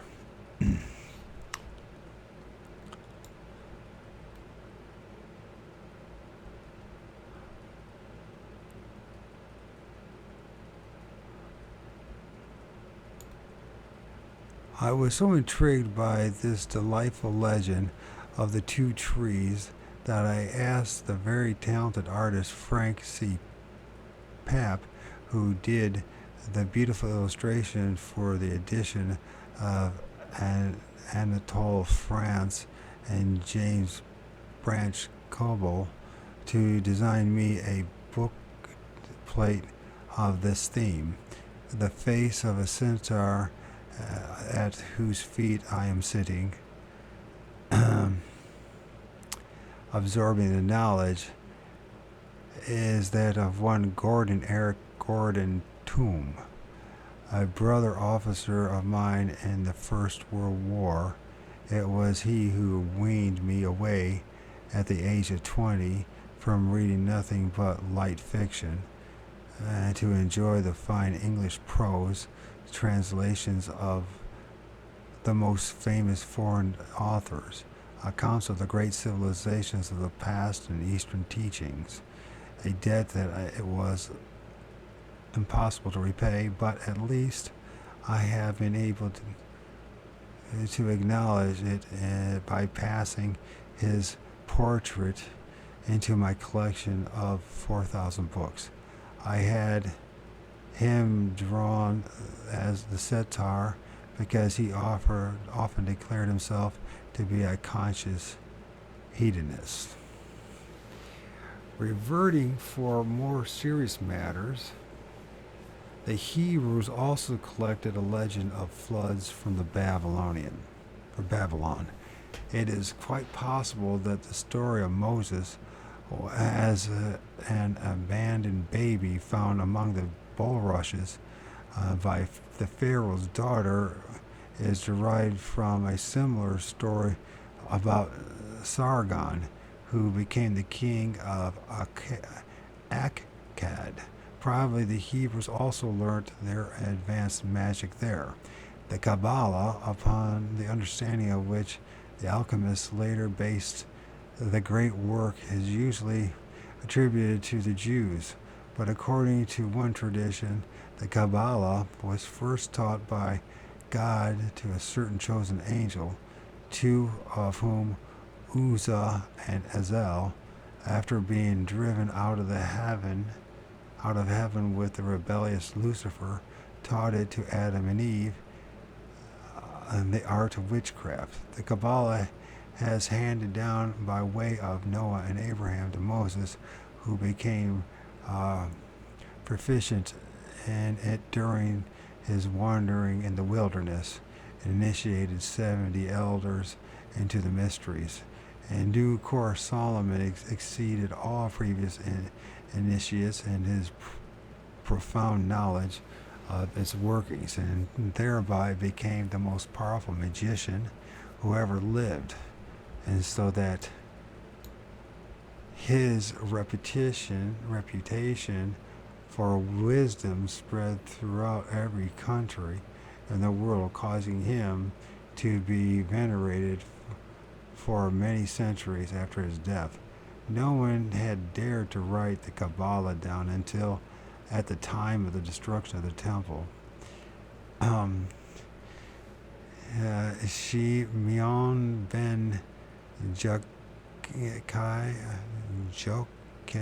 something like that, Jokai, did so after his death. His son, the rabbi, and by the way, this is the judge of the dead, Osiris.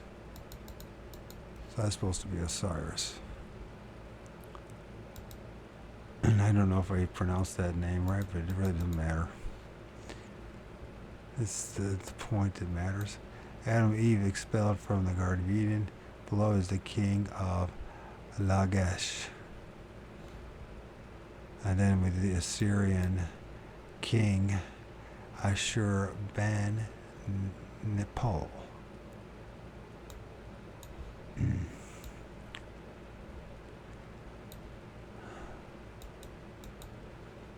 Eliezer and Rabbi Abba collected his treatise and produced the Sefer HaZohar, the book of the splendor, for which centuries later European alchemists learnt the secrets of the Kabbalah.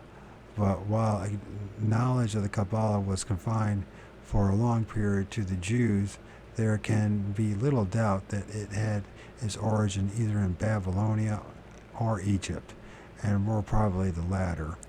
The fuller account of this ancient teachings will be given in part 4. Among the many thousand cuneiform tablets that form the library of Ashur ben Nepal, a great number deal with magic, give spells that had been handed down for many generations. As is universally the case, such enchantments were based on the belief that the mystic sympathy existed between the person to be bewitched and any part of him, such as a hair, nail parings, something he wore, or else a wax puppet upon which his name had been written. To cast a spell, 3 things were necessary. 1, to know the word of power by which a demon could be summoned. 2, to know how to compel him to carry out the order. And 3, to burn or destroy some property of the person to be afflicted or an image of him. Knotted cords have played a great part in magical ceremonies in every country from China to Peru. The belief being that one could imprison certain ills in the knots. The Babylonian priests used the mystic number 7 and and multiples of 7 when tying such knots. After suitable offerings had been made, they united them to relieve the patient of his pain. Then, facing towards the east, which is also universal in such practices, they lifted one hand to heaven and pronounced the conjuration. The ancient city-state of Sumer and its adjacent territories, Kish, and Eridu, Uruk, and Akkad, if I pronounce that right, then the rest all show a very advanced development, and particularly in building and astronomy. There are here square ziggurats, which were mounted by ramps up the sides, where the temple observatories. For them, the priests not only cast horoscopes but worked out many tables concerning the movements of the heavenly bodies according to the calculations that are acknowledged as correct by scientists today. Their artists were most talented, as can be seen from their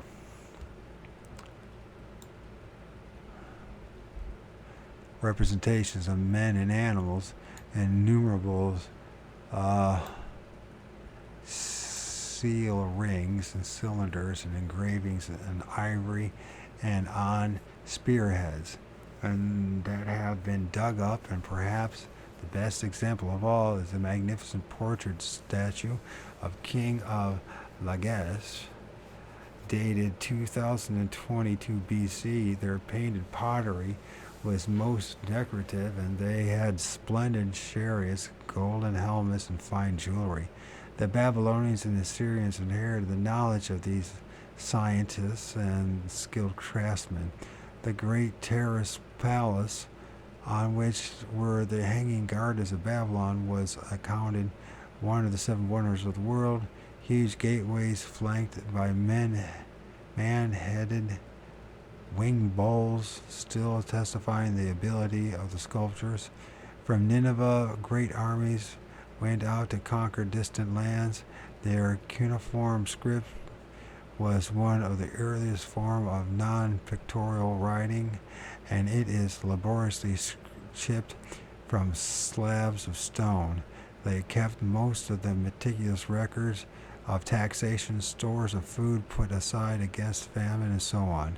As early as 2500 BC, the Sumerians were known to have been trading by way of Baluchistan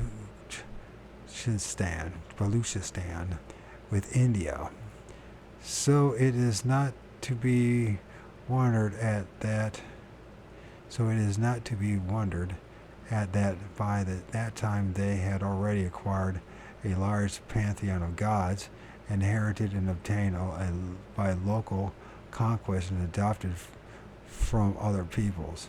The Sumerians, a theocracy, Marduk, the son of Ea, or Ea, whatever that is, a water god, and was the creator, and he molded the body of the first man from blood. Later, the principal divinity were a trilogy consisting of Shamash, the sun, Sin, the moon, and Ishtar, the planet Venus. The latter became known as Semiramis, then Astari, and extended her sway far and wide over the Phoenicians, Carthaginian people. Meanwhile, the Shamash and Sin had given place to the evil god Baal. So that's where the sin comes from, anyways. During the early Sumerian period, Marduk, like the horn god, had been regarded as neither good nor evil, but in latter times he became incorporated with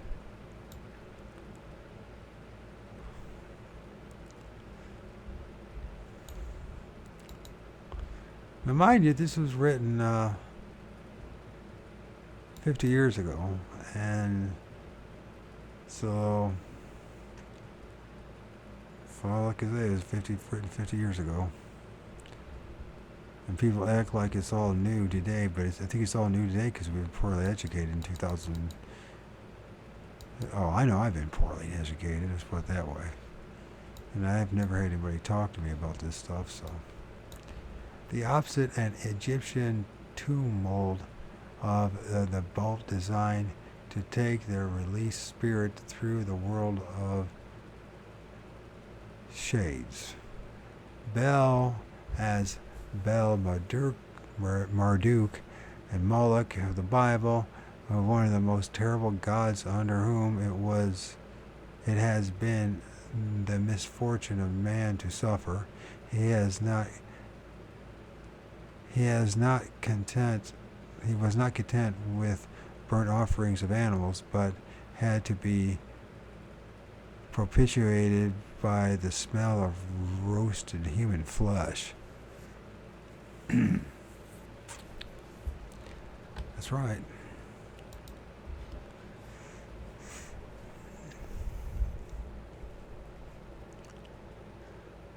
Where am I at with all this? Okay.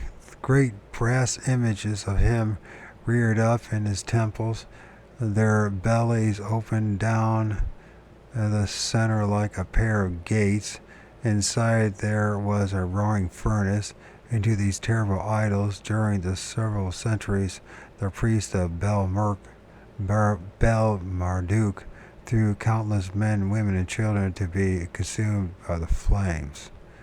At this time, Marduk's father, Ea, very to pronounce it,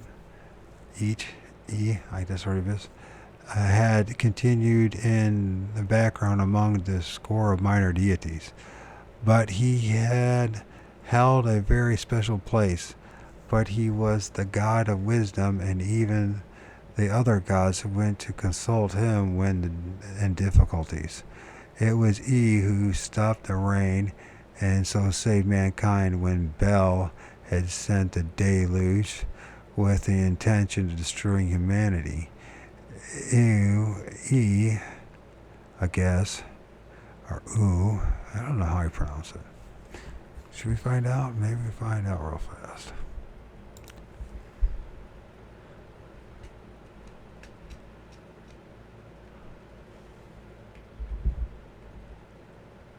We might not be able to.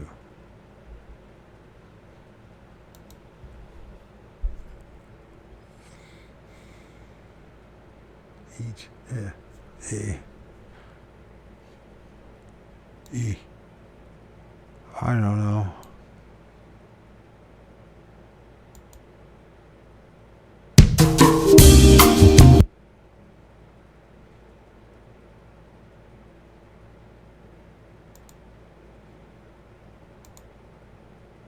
So, today I would like to word. The pronunciation of this word sounds like hey. Hey. Yeah. Okay, let's say it again. Hey. Is that right, though? It just sounds so beyond primitive. Okay.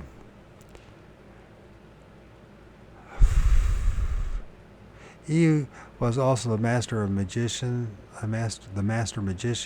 It was from him that the priests learned to cast their horoscopes and spells, as also did the Jews who brought his mysteries into Europe. In Babylon and Assyria, the cult of the horn god was temporarily overlaid by evil, but he still had his worshippers. Egypt, above all peoples in the ancient world, the Egyptians were civilized in the true sense of the word, owing to the climate of the Nile Valley and their custom of furnishing their tombs with articles whose spirit forms would be available to them. And the long journey through the underworld, we are still able to enjoy innumerable beautiful things with which they surrounded themselves. Their lovely temples with carved and painted pillars and graceful lotus flower capitals and the picturesque square sailed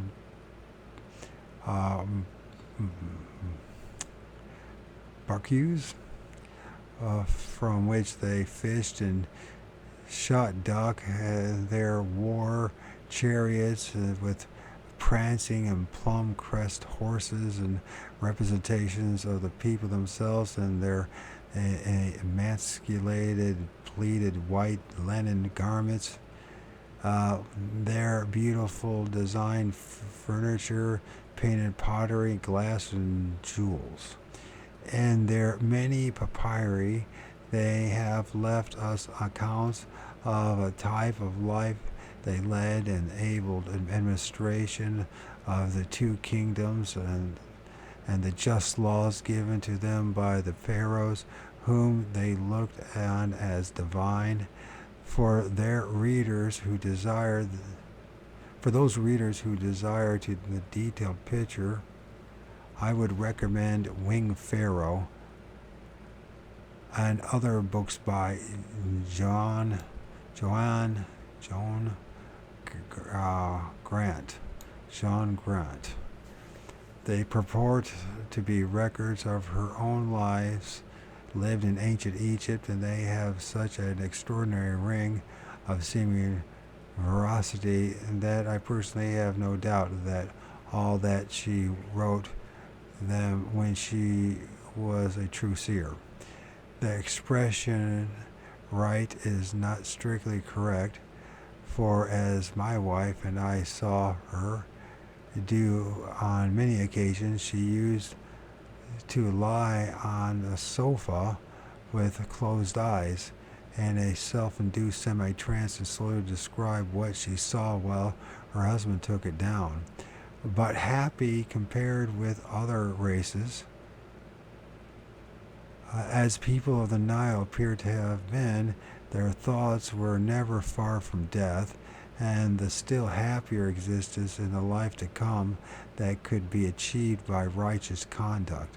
So much so was this the case that at their dinner parties, when they reached what would be our coffee stage, the butler carried around a miniature coffin containing a mummy to remind them that all of them must one day put off their envelopes of clay.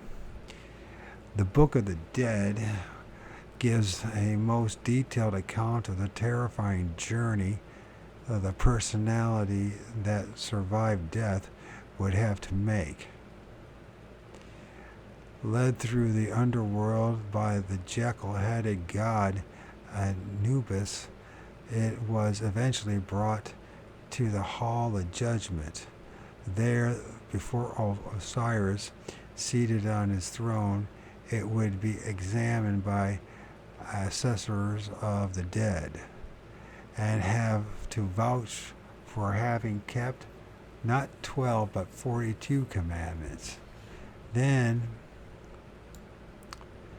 its heart was weighed in a pair of scales against the feathers of truth, the result being recorded by the ibis-headed god of wisdom, Thoth, and only then, if the verdict was favorable, did it attain eternal bliss.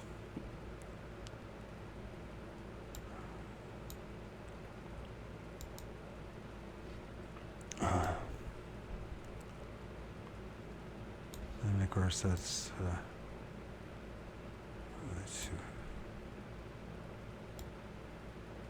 the heart of the dead weighed before Osiris against the feather of Thoth. I guess it means Thoth. The Egyptians had gone very deeply into the question of what it was that left the body and survived after death. Even the great Egyptologist, the late Sir E.A. Wallace Budge, found it by no means easy to differentiate between the parts of this entity, but the following is a brief summary of his findings. The Ka, this was the etheric double of the body. At death, it had to leave the corpse, so the relatives of the deceased had made a small statue called the Ka figure for it to occupy and put this with the mummy in the tomb. The Ka could leave the tomb if it wished, but usually remained there. It was sustained by the spirit doubles of food placed in the tomb, and as these were consumed, it gradually faded away. The Sahu This was the soul, or a replica of the human body, which provided the richest ceremonies to be performed, set out through the underworld to the hall of judgment. The Kahibit.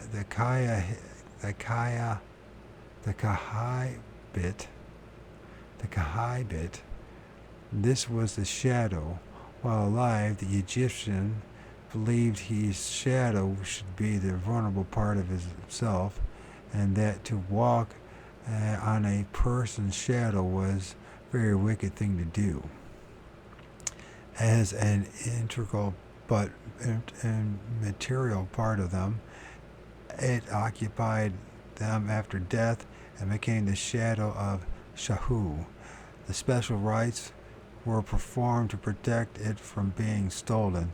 The Ba, this apparently was a second soul which had the power to enter into other people, such as mediums, when in a trance and possess them. The Kahu, this was the spirit, the ego, the essence of the person, and alone was indestructible and immortal. The modern occultist believes the Ka to be the person's etheric double, which acts as the form of battery recharged with electricity during sleep.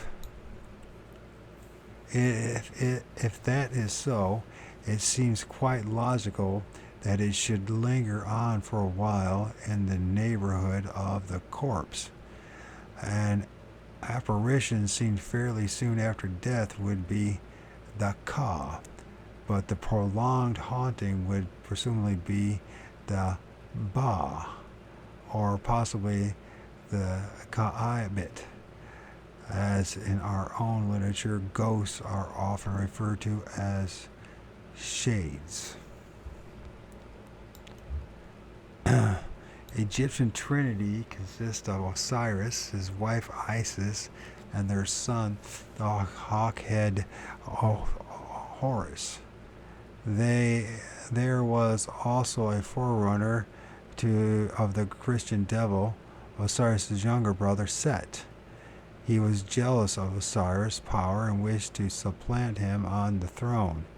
With 72 evil companions, he arranged a banquet and invited Osiris.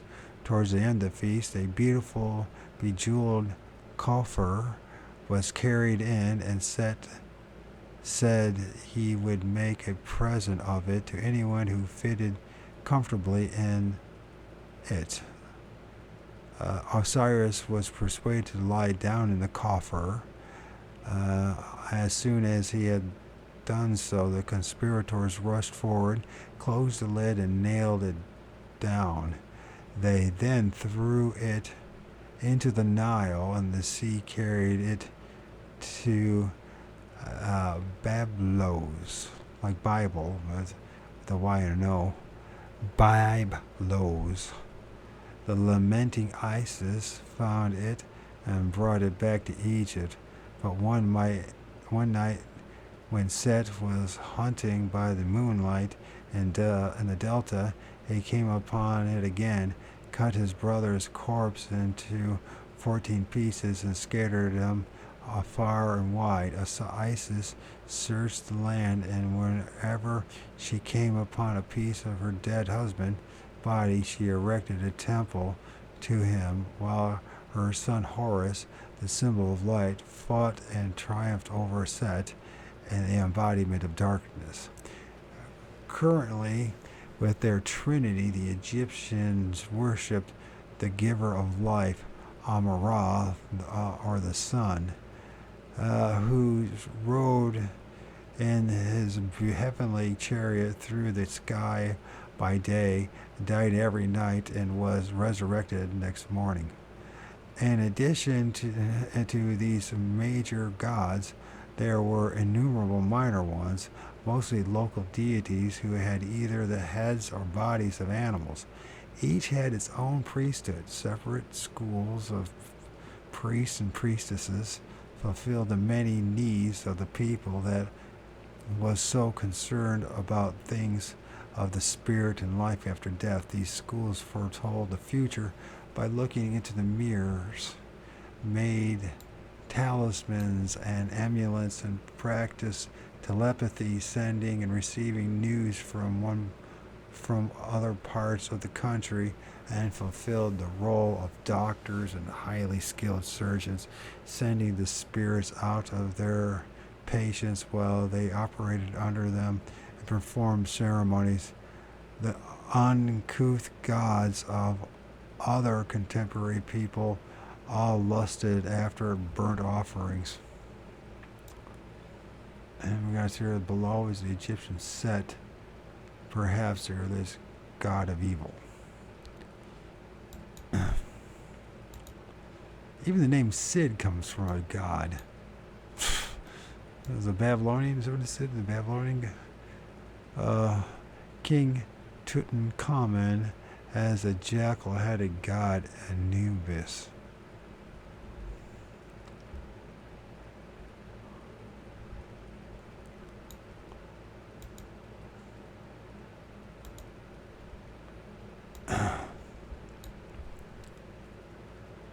And many of them demanded human sacrifices, but the religious ceremonies of the Egyptians were on an altogether higher plane.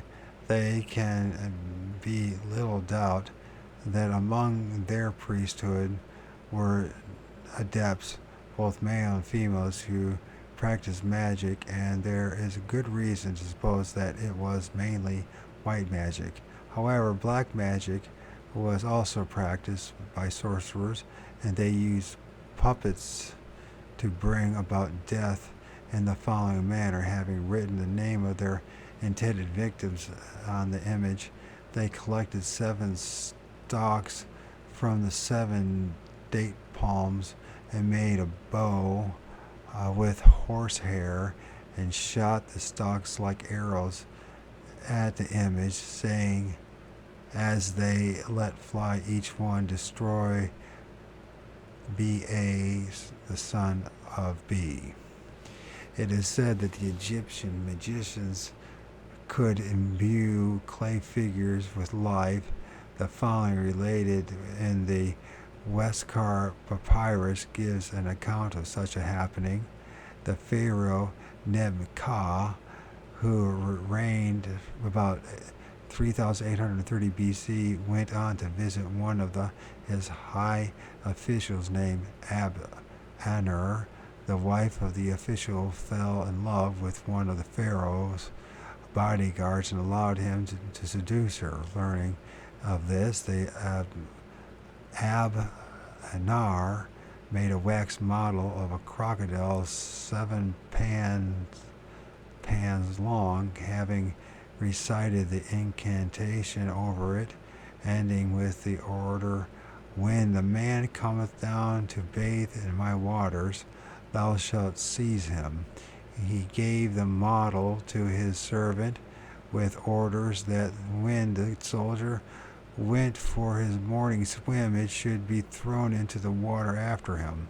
This was done, and the model immediately turned into the living crocodile 12 feet long, seized the man, and dragged him under the water, where they both remained for a week. On the 7th day, Ab-Anur, while out walking with the pharaoh, invited him to come and see the wonderful thing. When they reached the bank of the Nile, Ab-Anur commanded the crocodile to bring the soldier up from the river bed. The magical animal obeyed, and upon which Ab-Anur told the pharaoh how the man had seduced his wife. The pharaoh then said to the crocodile, take that which is thine and be gone, snapping up the soldier again, and his terrible jaws and beast plunged back into the river with him. As I have remarked earlier, magic is an application of scientific laws that are still unknown to our recognized scientists, and one cannot help wondering how much of the scientific knowledge possessed by the Egyptians was due to their study of magic. we need go no further than the Great Pyramid to establish the fact that the Egyptians possessed scientific data that did not become known to the modern world until the 19th century. And it's questioned they actually even mailed it, the Great Pyramid of Giza. It is said to have been built between 2640 and 2622 B. So it's 2045 to 2022 BC. But I'm not sure if that. I doubt if they even built that Great Pyramid of Giza. But Khufu, and as the Greeks called him, Cheops, the second king of the fourth dynasty, after 4,500 years, it remained the most massive building ever erected by man. Its base covers 13 acres, even after various depredations. It is still 474 feet high, which is 100 feet higher than St. Paul's, and it contains some 2,300,000 blocks of stone weighing estimated 5,923,400 tons. In the opinion of the author, the great deal of nonsense has been written about these pyramids by people who have sought to prove that it is a mystic creation by which the prophecies of the Bible were translated into stone. And they aver that it foretells 6,000 of history, where the descending passage meets the ascending passage. It is taken as the biblical date of the Exodus, 1486 BC. The end of the ascending passage where it reaches is the Grand Gallery. It is said to indicate the birth and 4 BC and the death AD 30 of Jesus Christ. The low passage leading to the antechamber of the so-called King Chamber is believed to be given the date of the beginning and the end of the First World War. But after that, the system breaks down on the key dates said indicate the world-shattering events of 1928 to 1953. Nothing is any special importance. And I would have questioned anything you just said there has any importance.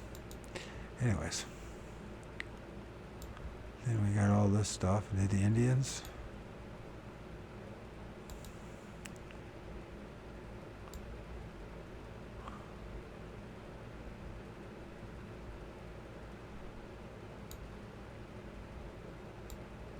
Moreover, as one of the basic dates, they take the biblical flood to have occurred in 2345 to 2344 BC.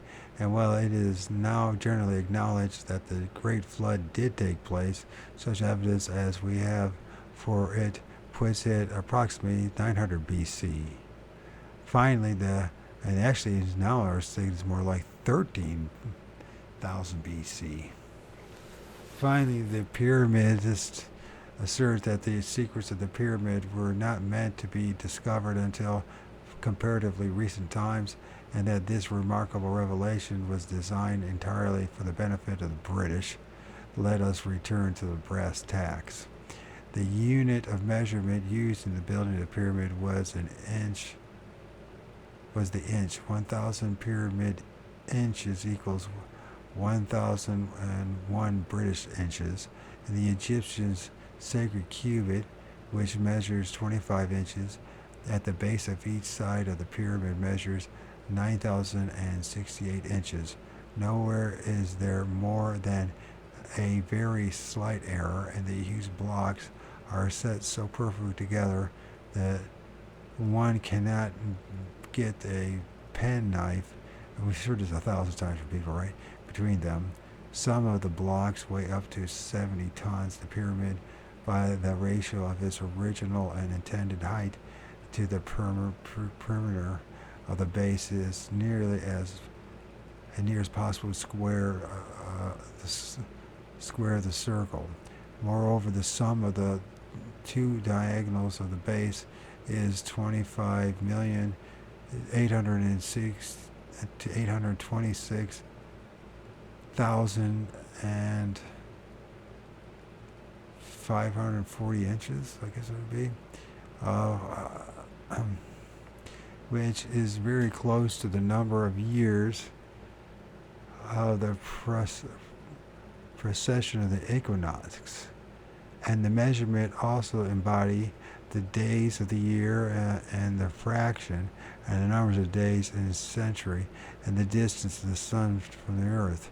The builders of the Great Pyramid based their inch on the year's polar diameter, and their calculation was not very far from the present accepted standard of 500,540,000 British inches. How was this achieved? The pyramidists have us believe that a small body of people of another race and far higher intellect arrived to Egypt from Central Asia, and they designed this amazing structure for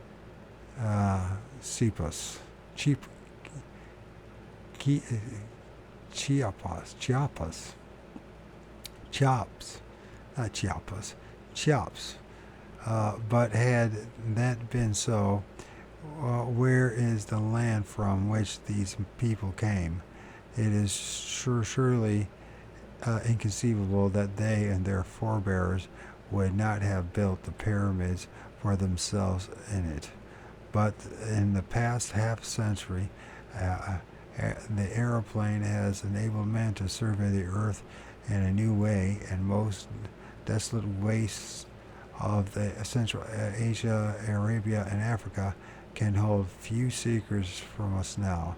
And such mighty indestructible buildings as the pyramids would certainly not have gone unspoiled.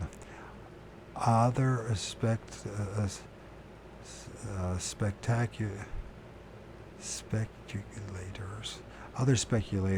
and the mystic put forward Atlantis as the place from which the pyramids designers came.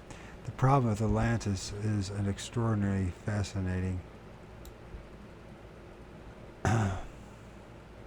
and many similarities in early cultures of the Mediterranean and Mexico make it impossible not to believe that there was considerable communication between the two continents long before Columbus crossed the Atlantic. But the snag about supposing a lost continent to have once occupied the middle of that ocean, and that geological evidence is so very strong against it. There is yet another possible explanation. Now that man have landed on the moon, given the worldwide anarchy, nuclear war, or cosmic calamity do not destroy our present civilization, there can be little doubt that within the next 100 years man will land on Mars and other more distant heavenly bodies. It is now recognized that the stars can be numbered in the trillions, and the high proportion of these suns have planets circulating around them, and a conference of eminent scientists produced what is known as the Great Bank Formula, a conclusion that at least 50 million other planets have life on them. The distance to them can be overcome by freezing astronauts for a suitable period. And recently, Russian froze several dogs for 4 days in solid ice, then revived them to the perfectly normal state of animation. Let us suppose that the year 2000 and X, a rocket from Earth, belches fire from its tail and descends with a thunderous roar on a planet whose inhabitants were still living in the Stone Ages. What would be the reaction of those people? They probably would kill them, is what they would do. If if they're anything like us. And that's what we do with everything else that threatens us. And they would only assume that our Earthmen were gods who had arrived from fiery chariots. And then it says the opposite is many armed goddess Draga killing a demon while her tiger mount attacks a lesser embodiment of evil. And this is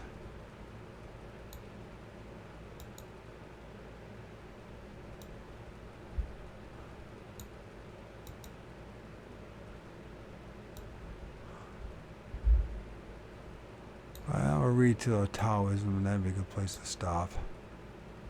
I find the Great Pyramid of Giza kind of boring, actually, but it is possible that in dawn of history, astronauts from another planet arrived here in a space vehicle, and that it was they who were responsible for the building of the Great Pyramid and many other unexplained marvels of antiquity. People argue, some people say it was ancient man before the flood. Who the hell knows who built it? That's the problem. Nobody knows. We're just speculating. Okay. The building of the Great Pyramid and many other unexplained marvels of antiquity. That is the theory recently put forward by Eric Van Doniken in his book Chariots of the Gods. Not only in the Bible, but also in the folklore of nearly every people, there are accounts of these visitors from outer space, believed to be gods, of a new knowledge that they brought and the great works they performed and their promise to return. If Van Daniken is right, this would explain the otherwise inexplicable, unheralded emergence almost overnight from semi-barbarism to a high civilization of the Egyptians, Chaldeans, Mayans, Incas, and other people. For the fact that the gods did not return, I offer the possible explanation of my own. Conceivably, they came from Sirius, at one time a planet in our own solar system, now a mass of asteroids, the largest of which in only 27 miles in diameter. What caused Sears, I guess it's Sears, to blow up into pieces. Where were it inhabitants, the victims of nuclear power? Was their plant destroyed by some ghastly misuse of power? Although I cannot subscribe to all of von Doniken's suggestions, I considered that his general theory opens up an entirely new field of speculation. I regard the chariots of the gods as an epic-making book that should be read by everyone interested in the history of mankind. Before we leave this subject, there are two further points of interest I would like to mention. The Great Pyramid is said never to have been completed, and that the pyramid is claimed that it lacks an apex because, according to the prophet Zechariah, the headstone represents the second coming of Christ. No, it doesn't. Not until that occurs will the apex be placed. The second coming is supposed to happen in their generation 2,000 years ago. The pyramids also believe that the prophecy embodies a vast building ends of the 2021. Let us hope that this cannot be taken as a sinister corroboration of Nostradamus' prophecy that Paris will be destroyed by a flight of man-made birds coming from the east in the year 2000. Of course, neither one of those things happened. Whew. I have spent a lot of time reading this week, and I suck at it. But I gotta keep doing it, man. I gotta do some writing tomorrow. I miss playing my guitar too. I missed having an opportunity to do stuff with my son, but my son doesn't want to do anything with me. Taoism. It is a far cry from Egypt to China, but it comes next on our list because civilization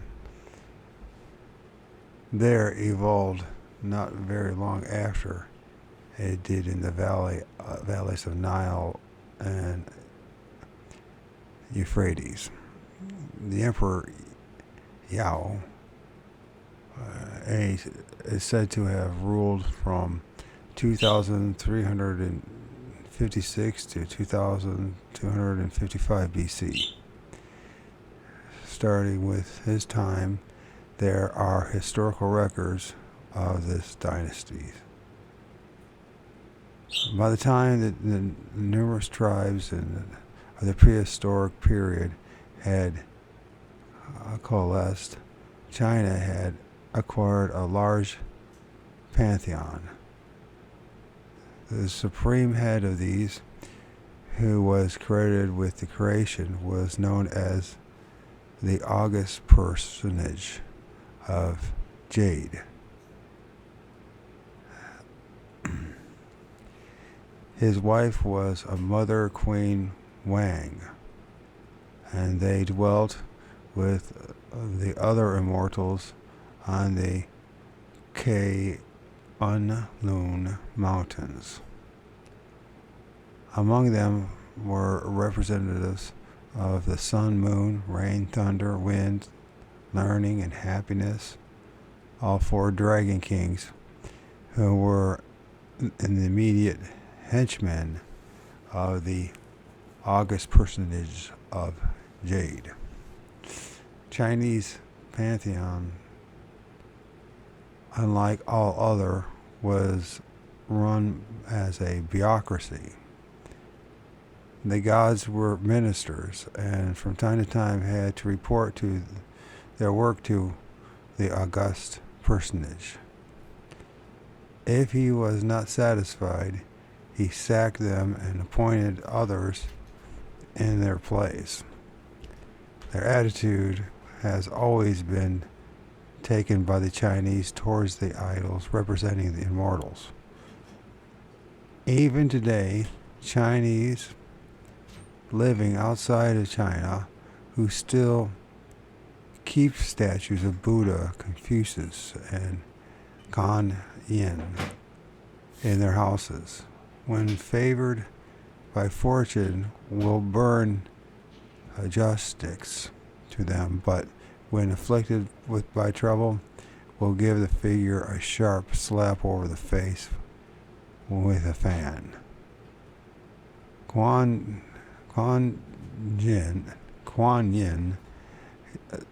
succeeded Mother Wang as Queen of the Heaven.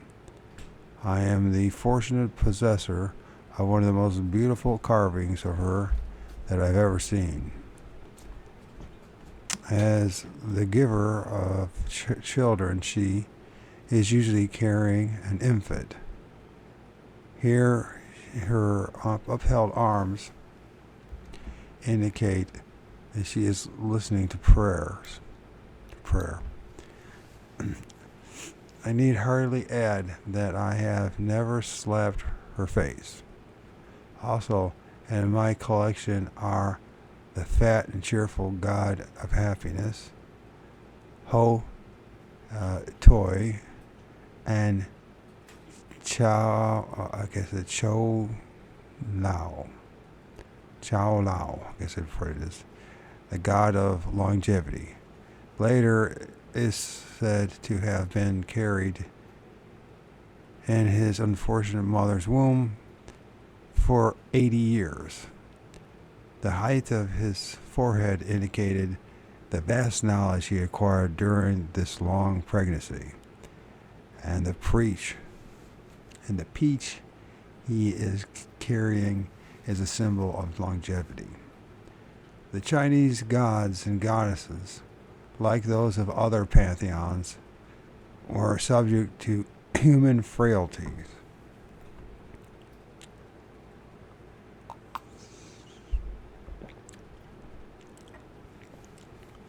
As is indicated by the following legend, the august personage of Jade had a daughter named China, or Chennai, maybe that's how it is, Chennai, who was known as the heavenly sphincter. Spinster. She spent the whole of her time spinning for her papa beautiful robes and clouds, which had no seams. One day, they took pity on her loneliness and gave her the heavenly cowherd as a husband. She then became so obsessed with the delights of love that she neglected her work. Thereupon, the august personage lost his temper and separated them, putting the poor girl on one side of the heavenly river, the Milky Way, and the cowherd on the other side, with permission to see each other only once a year.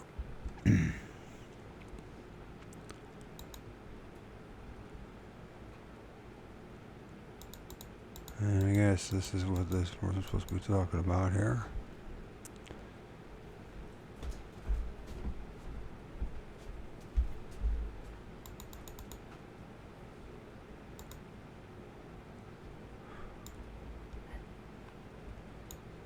The opposites is Chinese god of longevity, Chao Lao, Cholo, Said get a box. and Chan Yin. What's that? It said get a box for the pantry. So I got this. What is it? It's a box. Where's the box of? What's the box of? I don't know, laundry sheets. Yeah, just make sure to bring it back to the kitchen when you're done, alright?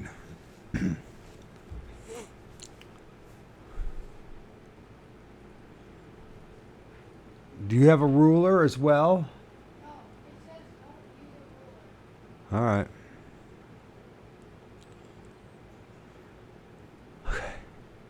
Alright. So, anyways, Cho Lo. So, the Chinese god of longevity, Cho Yo, and Chun Yin, the Chinese queen of heaven. And then it has Lao Su. Lao Su. I can't remember how they. I don't think they pronounce that T, do they? Do they? Lao Su.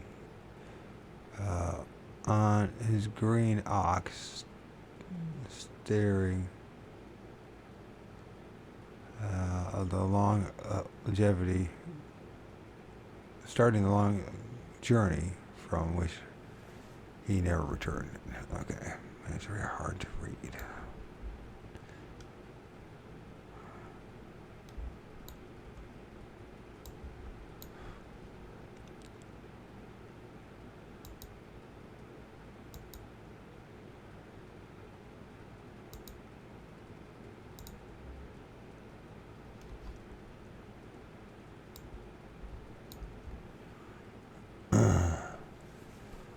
For the Chinese people were not destined to depend indefinitely on the freakish will of their and times and terrifying gods and goddesses. In the 7th and 6th century BC, they appeared to cluster the sages Zoroaster, Lao Tzu, Gautama, and the Buddha and Confucius, whose teachings are destined to alter the spiritual thinking of the great parts of the world population. In China, the second of these, Lao Tzu, or Su, I don't know, let's find out how to say it. I always say that thing wrong.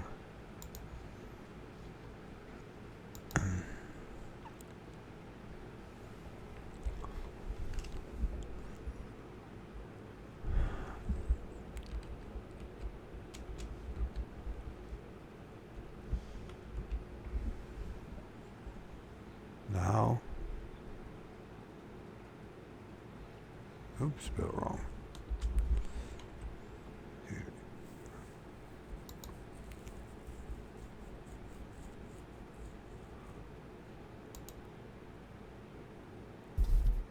Chinese philosopher.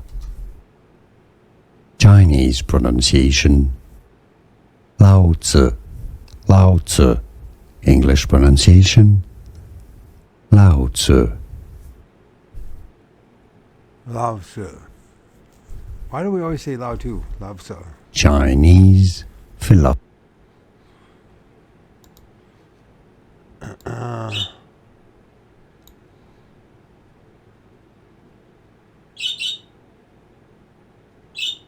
Anyways.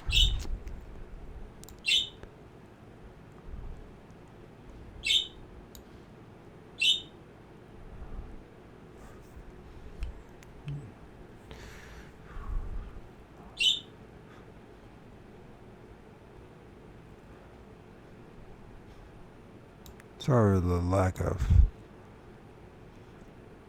audio, but maybe you're better off not hearing me. Anyways. Lao Tzu declared all weapons to be evil, and that there is no greater calamity than entering on war.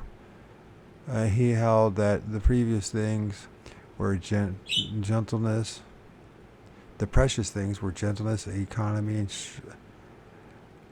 and shrinking. Let's see. Let's start with. It is no doubt that the instances of humility, which accounts for the Chinese habit of belittling oneself, so that a highly intelligent, influential man will say, "This person who is of no importance, whose opinion is of little value, asks pardon for suggesting," and so on. Lao Tzu declared all weapons to be evil, and that there is no greater calamity than entering on war. He held that the precious things were gentleness, economy, and shrinking. That in an age of perfect virtue, men lived in common with birds and beasts, and were on terms of equality with all creatures. That we should discard our wisdom and become quietly acquiescent like still water. That the body of man enshrines an immaterial spirit. So the body of man enshrines an immaterial spirit, that this returns to Tao, who gave it, and that having operated in the body during the time of life, in due course it receives a new embodiment. This last, of course, establishes the fact that he believed in reincarnation.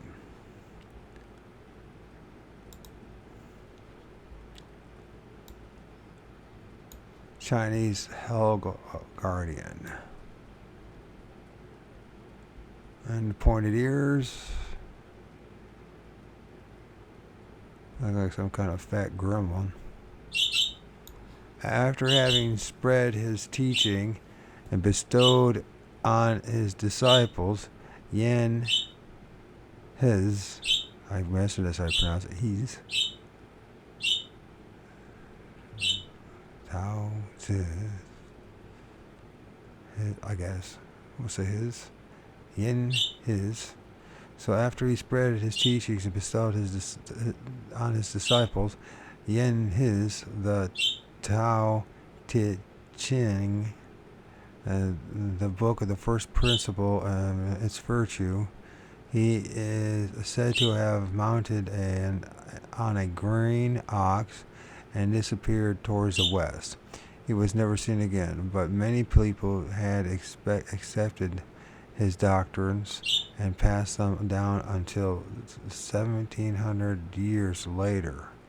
One Chang Tao Ning wrote many works on him, in his teachings, and thus giving Taoism a new impetus and causing it to become one of the greatest religions in the world. Actually, Taoism is not a religion but a philosophy. I use the word religion here because although Tao Tzu never claimed to be divinely inspired, after his death he was deified. A considerable mythology grew up around him, and he was credited with the power over many fearsome demons. For some uncountable reason, he came to be regarded as the father of Chinese magic, and the witches and the warlocks of the Chinese, known as Wu, W-U, of which there have always been great numbers, associated themselves with his cult. Nevertheless, although Confucianism was the pre-communist official religion of China, Taoism continued to be honored, and before the revolution, its titular head, known as the Celestial Master, was ceremoniously received annual by the Emperor of the Temple of Heaven. And then we got India.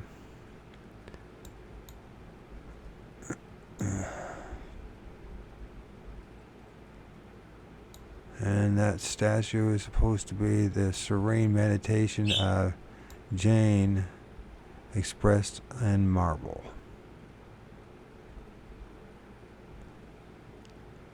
Weird looking art. India. The earliest tribes that lived in the Indus Valley were probably indigenous, as with the Indians of North America. The Eskimos and their primitive races, their society may well have been based on totemism. So totemism. This is the practice by which groups of people associate themselves with some other living thing, usually an animal. The totem is identified with the life of the group. The harm of the species is therefore taboo. Totemism, it was doubtless the origin of the sympathetic magic, which on the dark side plays such a large part in the operations of witches and sorcerers. Its peak is reached when a black magician makes a wax image of a person he wishes to harm, writes the victim's name on it, and then... Good start, man. Keep it going, man.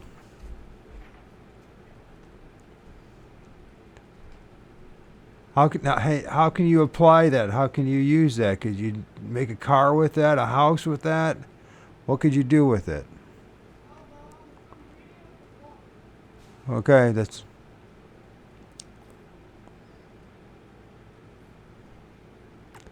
The peak of reached the black magic is a wax image of the person which he wishes to harm, writes the victim's name on it, and sticks thorns in it or melts it in front of a fire while reciting appropriate curse. A thorn in the side of this black magic. That's what Paul was talking about, huh? The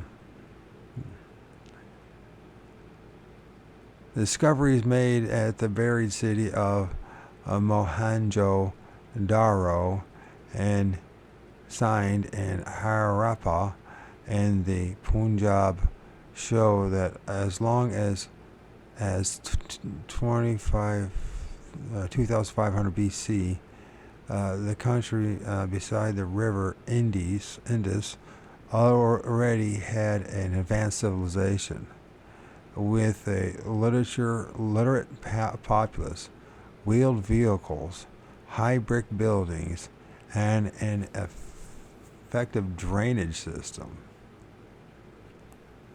About 1500 BC, the Indus Valley was overrun by Aryan tribes from the northwest for a considerable time until they had blended with the earliest inhabitants.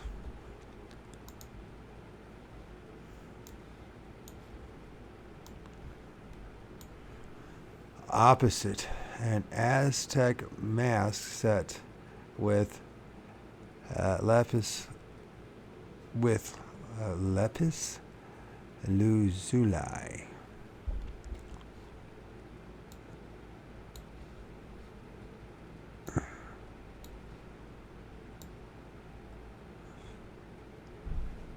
Ah.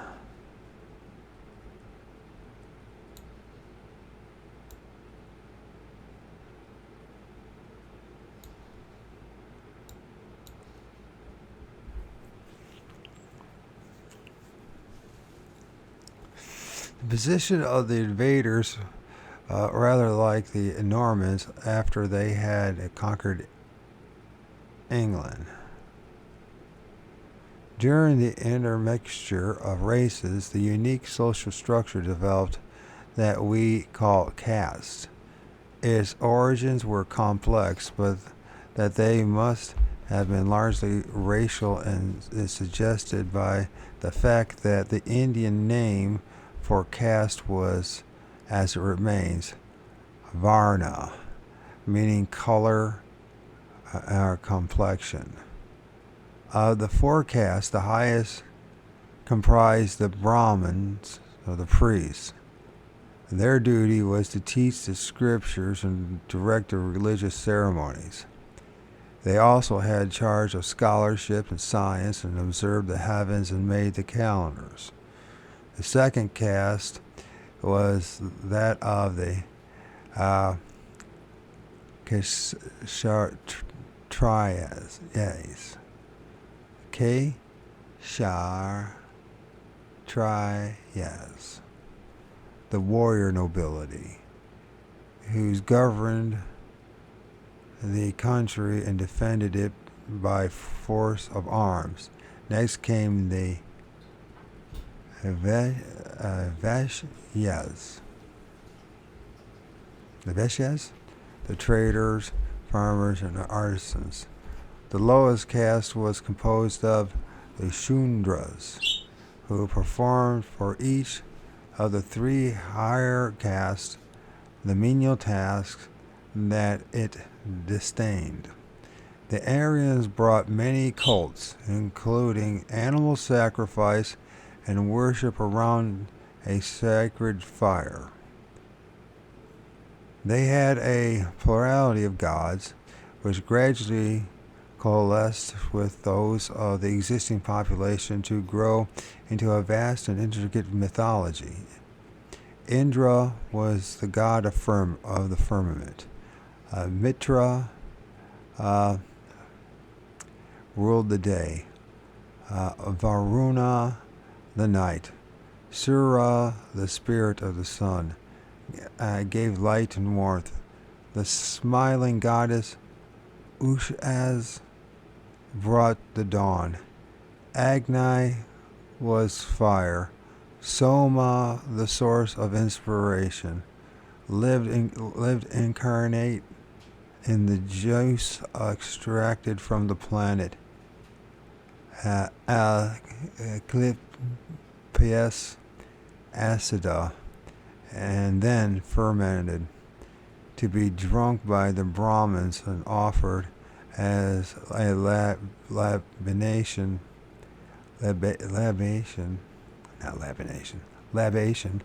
Worldly wisdom was symbolized by the elephant-headed god Ganesha. Lakshmi, the bountiful, gave prosperity. Brahma is the creator. Vishnu as preserved, and Shiva as preserver, and Shiva the destroyer became the Hindi trinity. So Brahma the creator, Vishnu the preserver, and Shiva the destroyer became the Hindu trinity. So Sarah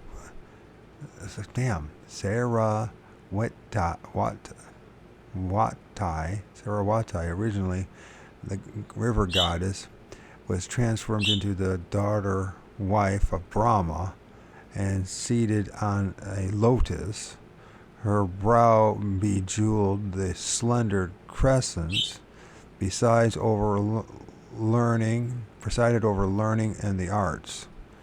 And an entrancing from the Vishnu was Krishna, the incarnation of love, of all that is love and beloved. Shiva, when not performing his destructive function, ruled the dance, because the Indians, supreme in their mastery of gesture, believed that the universe moved through rhythmic patterns under his direction. From ancient times, Indian tradition affirmed reverence for women. It should be woman. For woman, for woman as the foundation stone of all religion. The wife, especially the mother, had literally to be worshipped. Thus, ultimate being was conceived not merely as the father, but even more as the mother of the world. Under her, man, it's very hard to read. I thought it was going to be, especially when we start getting into this stuff. All right. And I lost it. Her advice, especially, literally was worship. The ultimate being was conceived not merely as a father here. The ultimate being was under her beatificus.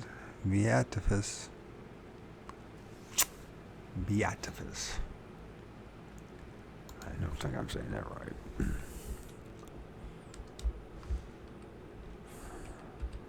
So have you ever read? And you're like, no, probably not. Not as much as I should have. That's why. But part of the reason why I haven't read as much as I should is because I struggle with it. As everything else.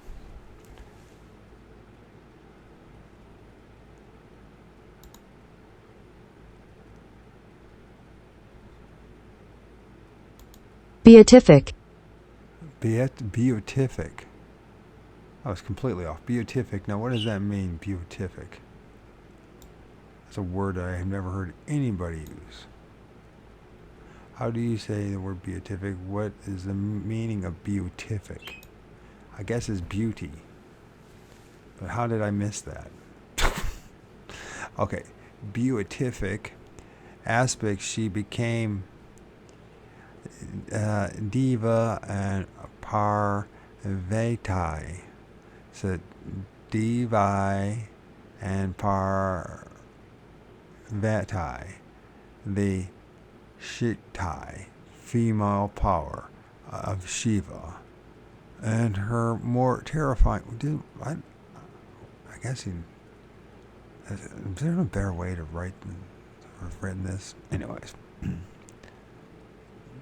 In her more terrifying form, she could be Durga, the golden-skinned woman, fiercely beautiful, riding a tiger. She could, or Kali, the black, hung with human skulls. The black hung, like lung, hung with human skulls, and dipping blood and flourishing weapons in her numerous hands. So that must be the Kali, the black. Okay, the festival of Durga puja, which runs from September to October. Animals are still sacrificed in some parts of India. The chief worshippers of Kali are the Shaktas. Shaktas? Let's find out how to pronounce it. Buck.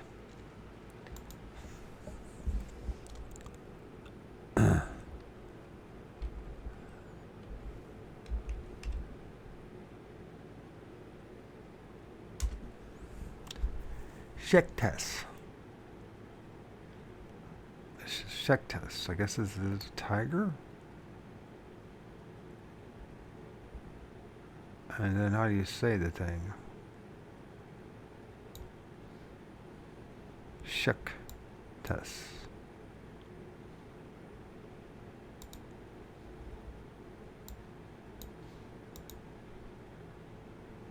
Shaktas. Shaktas. Your Shaktas. Your Chakras and Shaktas. Okay, they're believed draw authority from the Tantras, scriptures famous for their central place they give to sex. By contrast with the abstinations typical of Indian religion in general, tantric rituals are carnal.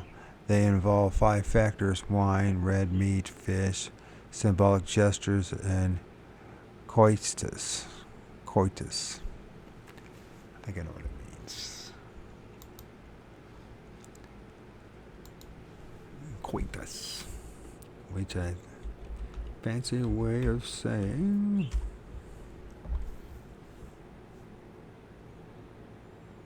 coitus, it's a fancy word that means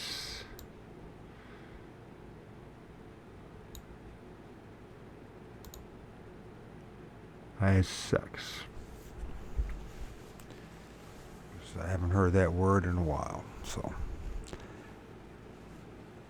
mind you, I haven't heard too many things. I got no one to talk to, so. The highest Indian teaching treats sex as a means of spiritual development, transmuting basic forces through the beauty of mutual feelings. But the tantrism on its sinister side is orgiastic, and can rapidly become black magic. Among the most infamous is Kali's devotees, where the thugs, the fan cigars, noose users, who took travelers unaware, strangled them from behind. Although robbery often occurred, the assassination was essentially to a perverted form of ceremonial, and the victim's death was an offering to the goddess. During the last century, the British eradicated thuggee. That's where the thuggery comes from, the thuggee and thugs. But as I shall point out, as the conclusion of this book, in the West recently, though so far on a small scale, the ritual murder has once more raised its cobra head. And then we got this lovely thing here.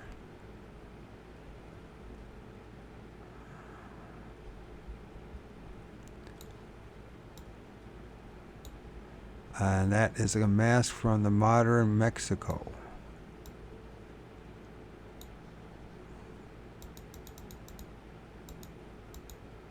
And it looks like the killer rabbit. A giant rabbit or something.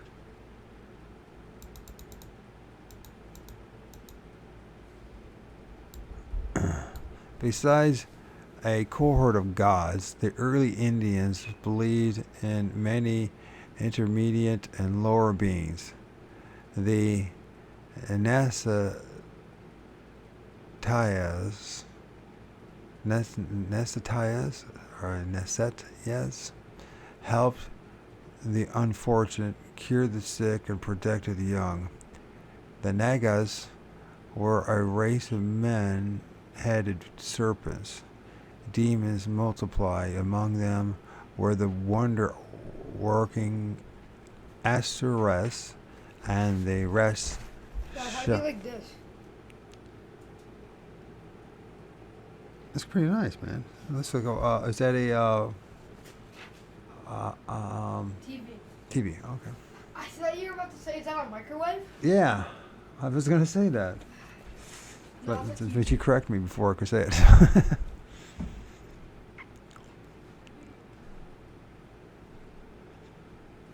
To this diversity of beings, an innumerable shrine. I missed. Okay, so the Rakshas, who delighted in violence, gluttony, and lust. So, to this diversity of being, innumerable shrines were raised. The Indian religious architecture, even though it may encase no more than a simple chamber with one image, springs outwardly into a staggering elaboration. Carvings of exquisite detail show gods and goddesses, snakes and devils, withering and erotic embracement or relentless combat, sometimes uncanny in their effect on the beholder. They express the whole range of possible emotion, from the transcendent to the depraved. By nature, Indians, perhaps more than any other racial group, tend to regard the unseen as more real than the seen.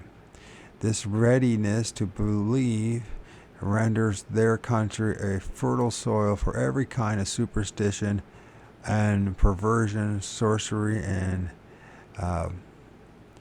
diabolism, diabolism,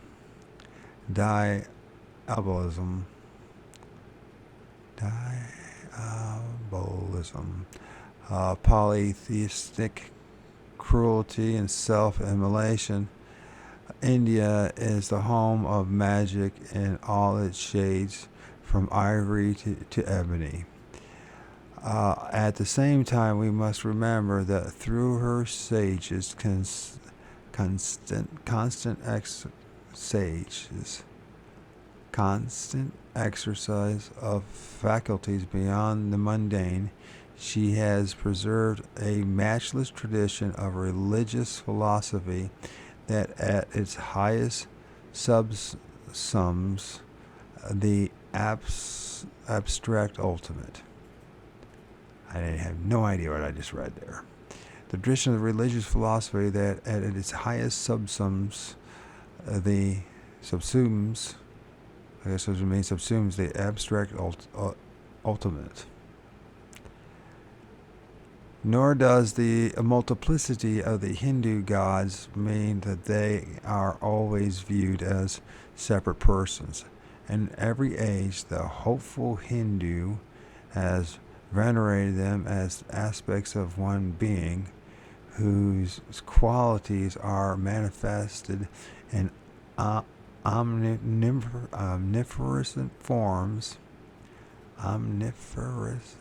forms. And did not the Lord Krishna say, "Whatever God a man worships, it is I who answer the prayer"? I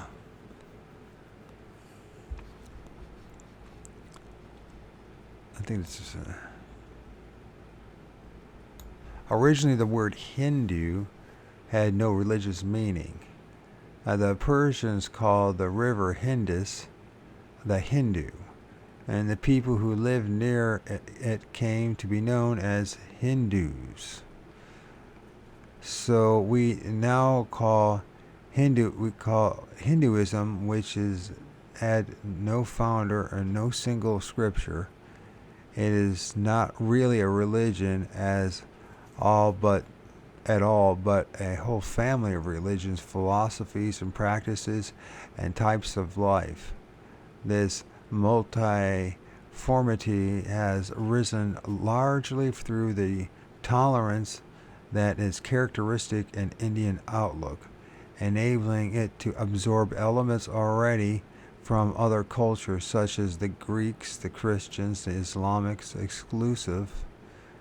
It does not repudiate alien views as fit only for pagans and infidels, to whom salvation is denied.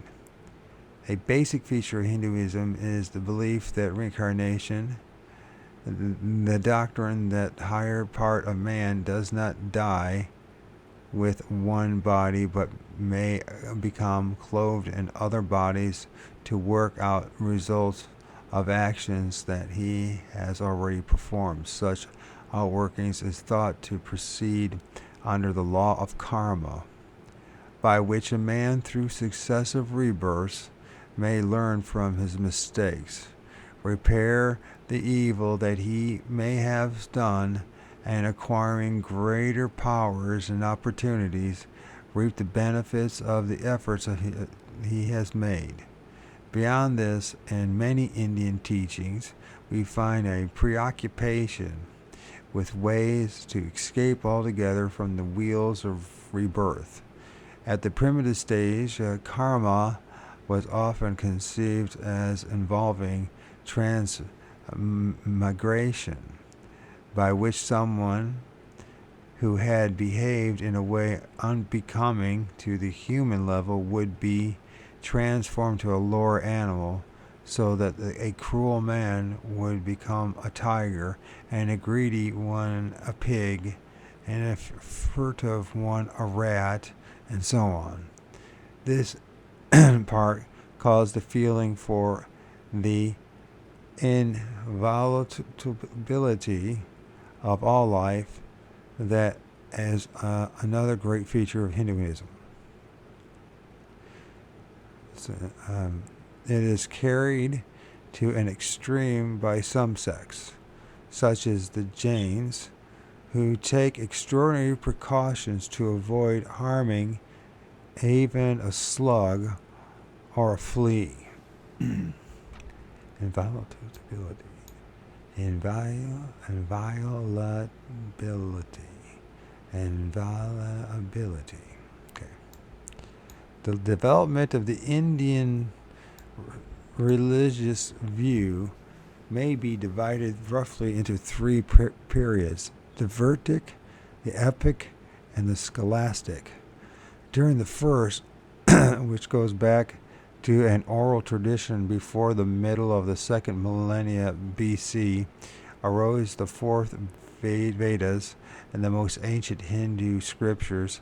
Of these, earliest was the Rig Veda, a collection of mystical chants and invocations.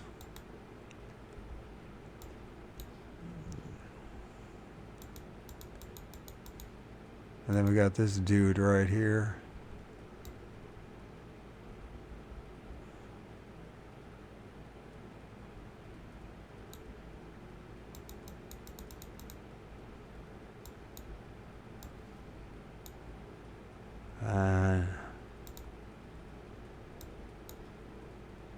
A sadhu, or holy man, whose smeared face reminds him that his body must return to ashes.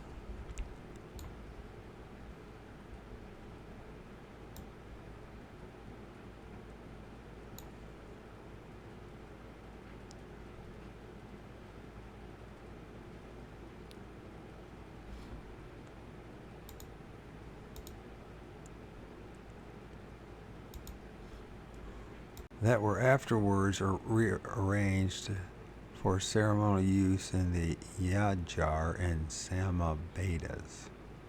The fourth work of Atharvaveda is one of the most closely related to the subject of this book, because it contains spells from attaining purely material benefit for obtaining.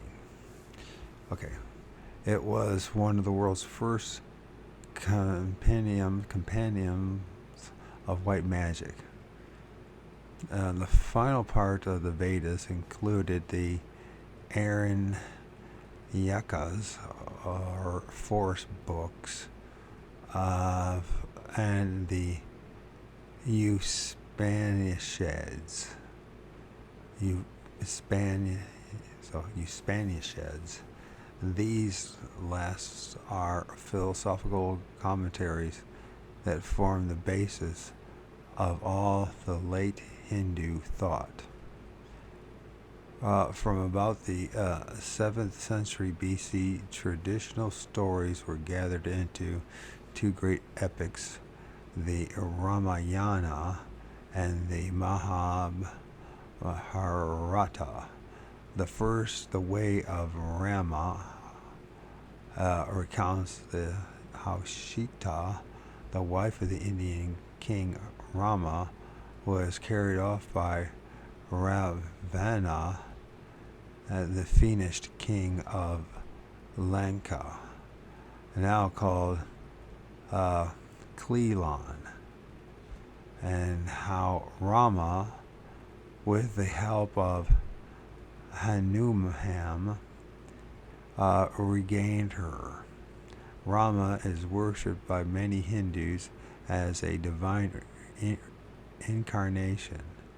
At the very least, he is regarded as the ideal Hindu ruler, with Sita as his faultless consort, an embodiment of all the virtues that the Indian woman should possess. The Mahabharata, the great war of the Bharats, which contains something like 3 million words, is the longest poem known. On the surface, it records the conflict between the Pandavas and the Kauravas, two branches of the same family, but the whole is profound allegory on the meaning of life. It uses every literary device ever invented and embraces every type of personages and situation possible in storytelling.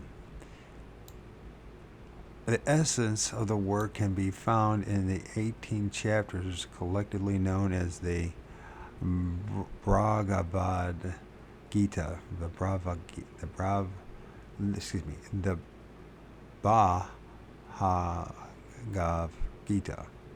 Gita, the sacred song, which is revered as a scripture in itself.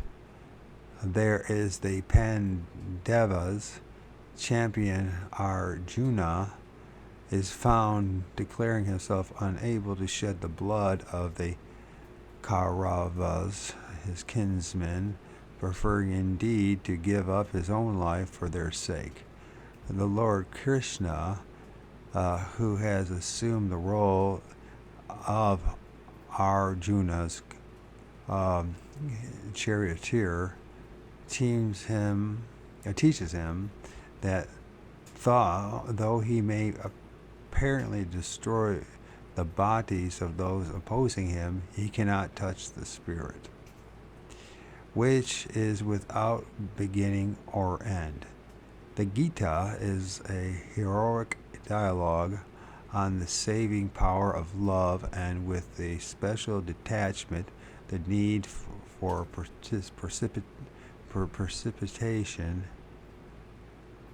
on outward events. Into this epic period was born the Gautama of Buddha, who set himself to purify Hinduism from the accretions with which the truths had become obscured. He taught that without dependence on priesthoods, rituals, or privileges of caste, each man must strive for enlightenment through his own efforts, An outline of the Buddha's life and message is given later in this book. Towards the 2nd century AD, scholastic period followed when the Indian concepts began to be enunciated through highly defined thought structures called the 6 systems of philosophy. The most important is the Vedanta, and as the consummate unfoldment of the principle expounded by the Upanishads. The Atman, or spirit, is identical with Brahman, the absolute. All true development in man is according to the highest Hindu teaching, the processes of realizing this identity. Among the 6 systems one has achieved in the West are the extensive thought of rather than a dubious fame. This is yoga, derived from the Sanskrit yoga, to unite, and the word means the science of attaining oneness with the absolute. Its practices take various forms adapted to different types of people. Thus, the Bhakti Yoga concerns devotion, Jnana Yoga, the acquisition of knowledge, Mantra Yoga, the intonation of sacred sounds, Karma Yoga, the active life, and Raja Yoga, the understanding of oneself from every aspect. To the Western hearer, the word yoga usually suggests the form called Hatha Yoga, the way of bodily control, which he associates with the contortions and the mysterious powers. This yoga, however, has precisely the same object as the other forms. It includes 8 steps. Avoiding Sanskrit words, we may say that the first 2, which ensure the ethical preparation essential to all typical Indian teachings, are to refrain from wrong kinds of behavior and to pursue the right kinds. The third, and we got a picture here of him doing his yoga thing. Third step is physical, the mastery of posture. Hundreds are known, each more complex than the last, but the 2 most vital are the lotus position, a way of sitting erect with legs folded and standing upside down. The 4th step is also mainly physical, the control of breathing. All the further steps are inward, and as broad English terms, they may be described as withdrawing attention from external perceptions, directing it upon its internal object, namely that self which is identical with the absolute, becoming absorbed into that, and finally achieving with it the unity that brings total illumination. I have dwelt upon these steps because I wish to record the true practice from whose misuse derives one evil and engendered by that spirit of negation against which throughout this book I speak as clearly as I can. In this case, it is the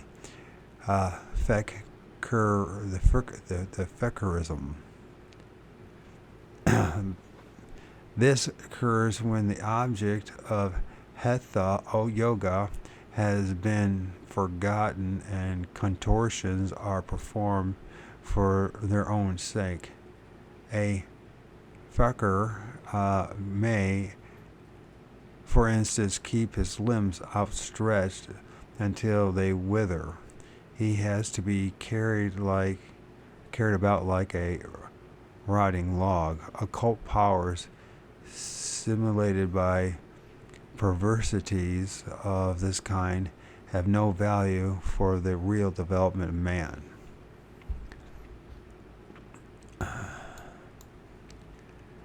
A relatively harmless thought, spiritually pointless, so a relatively harmless though spiritually pointless form of farkism is conjuring.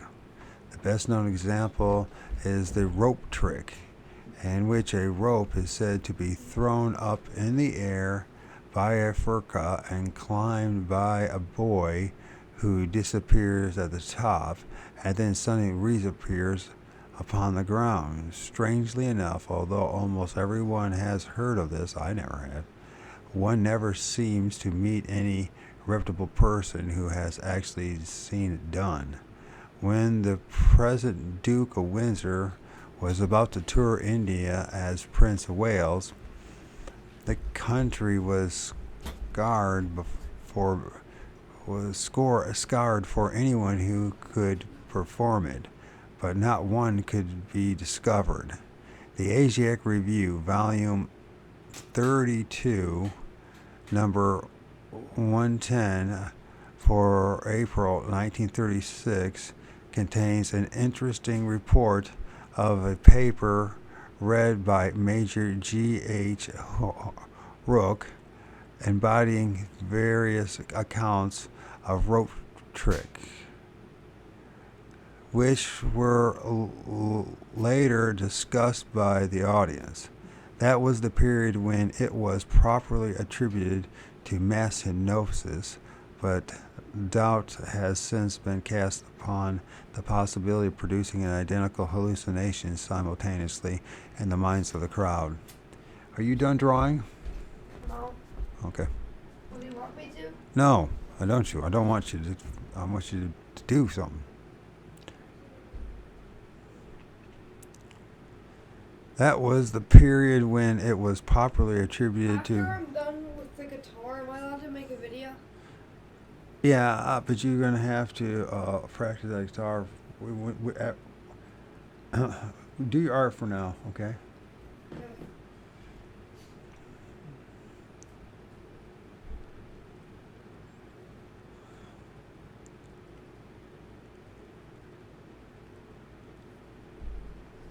Embodying various accounts of the rope trick, which were later discussed by the audience.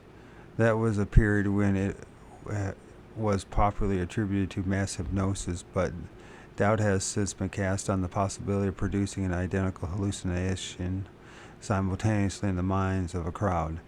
The least unsatisfactory explanation I know was supplied by a Bannister himself, a hypnotist, conjurer, and member of a magic circle, from the report of a witness whom he had every reason to consider truthful.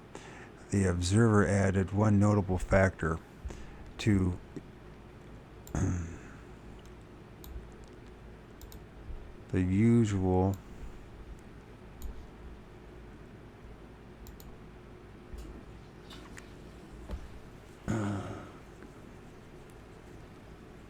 Alright, let's have the same reboot again.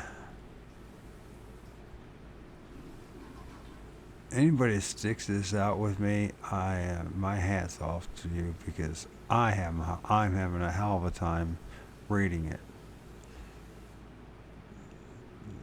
But we've bounced all over the place, from French to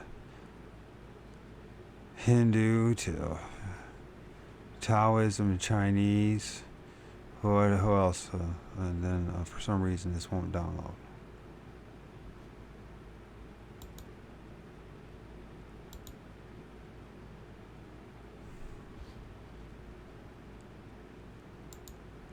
Come on. You can do it. You can make it happen.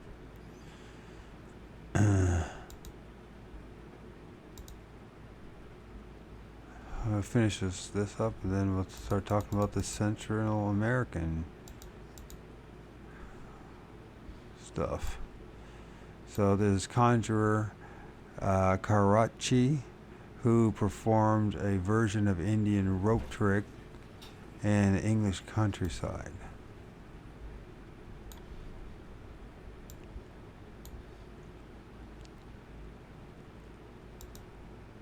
Account of Farouk, the Farouk, how am I getting this? The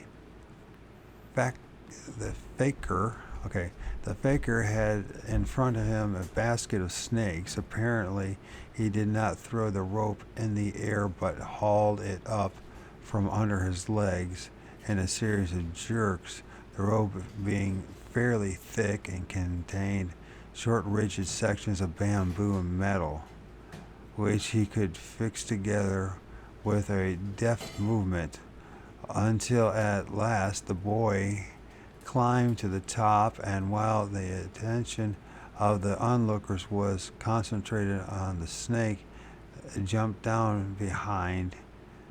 In Harry Price, the biography of the ghost hunter, Paul Tabarai succinctly retells the story of how Price persuaded the conjurer Karachi to demonstrate the trick in the English countryside. This was done during a snowstorm and was not a great success. Karachi offered a secret of the trick to Price for £50, which Price declined to pay. Instead, he made a rope himself that held up away, could be coiled, but held the other way up. Became as stiff as a rod. This clearly supports the explanation quoted by the banister above.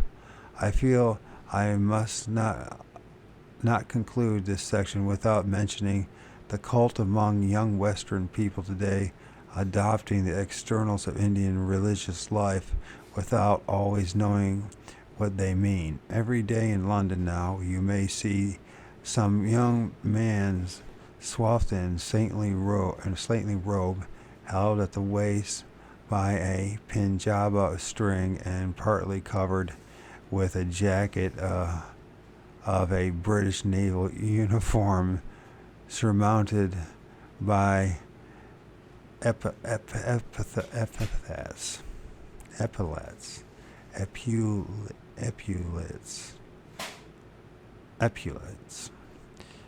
He had displayed a reddish skin hair band, and his feet are shuffled into Persian slippers manufactured in Northampton. Around his neck hang ropes of love beads, Maltese crosses, and ointments from the Portobello Road. Okay. Not long ago, a large group of young people gathered publicly to intone the Hindu sacred symbol though with little notion how it should be pronounced. The sincerity that inspired many of them was no doubt commendable, but the objective result of their effort to produce a word of power such as might materialize an elephant at 20 paces must surely have been nihil. Activities like these give point to the affirmation I have made at the end of this book, that the young, having lost faith in Western forms of religion, are allowing the vacuum to be filled by forces they do not understand, occasionally perhaps benign, but often dangerous and sometimes destructive and the last degree. I didn't know I was going to get into this, but you persevere. If no one else goes along with it. If you're going to try, go all the way. Otherwise, don't even start. If you are going to try, go all the way. This could mean losing girlfriends, wives, relatives, jobs, and maybe your mind.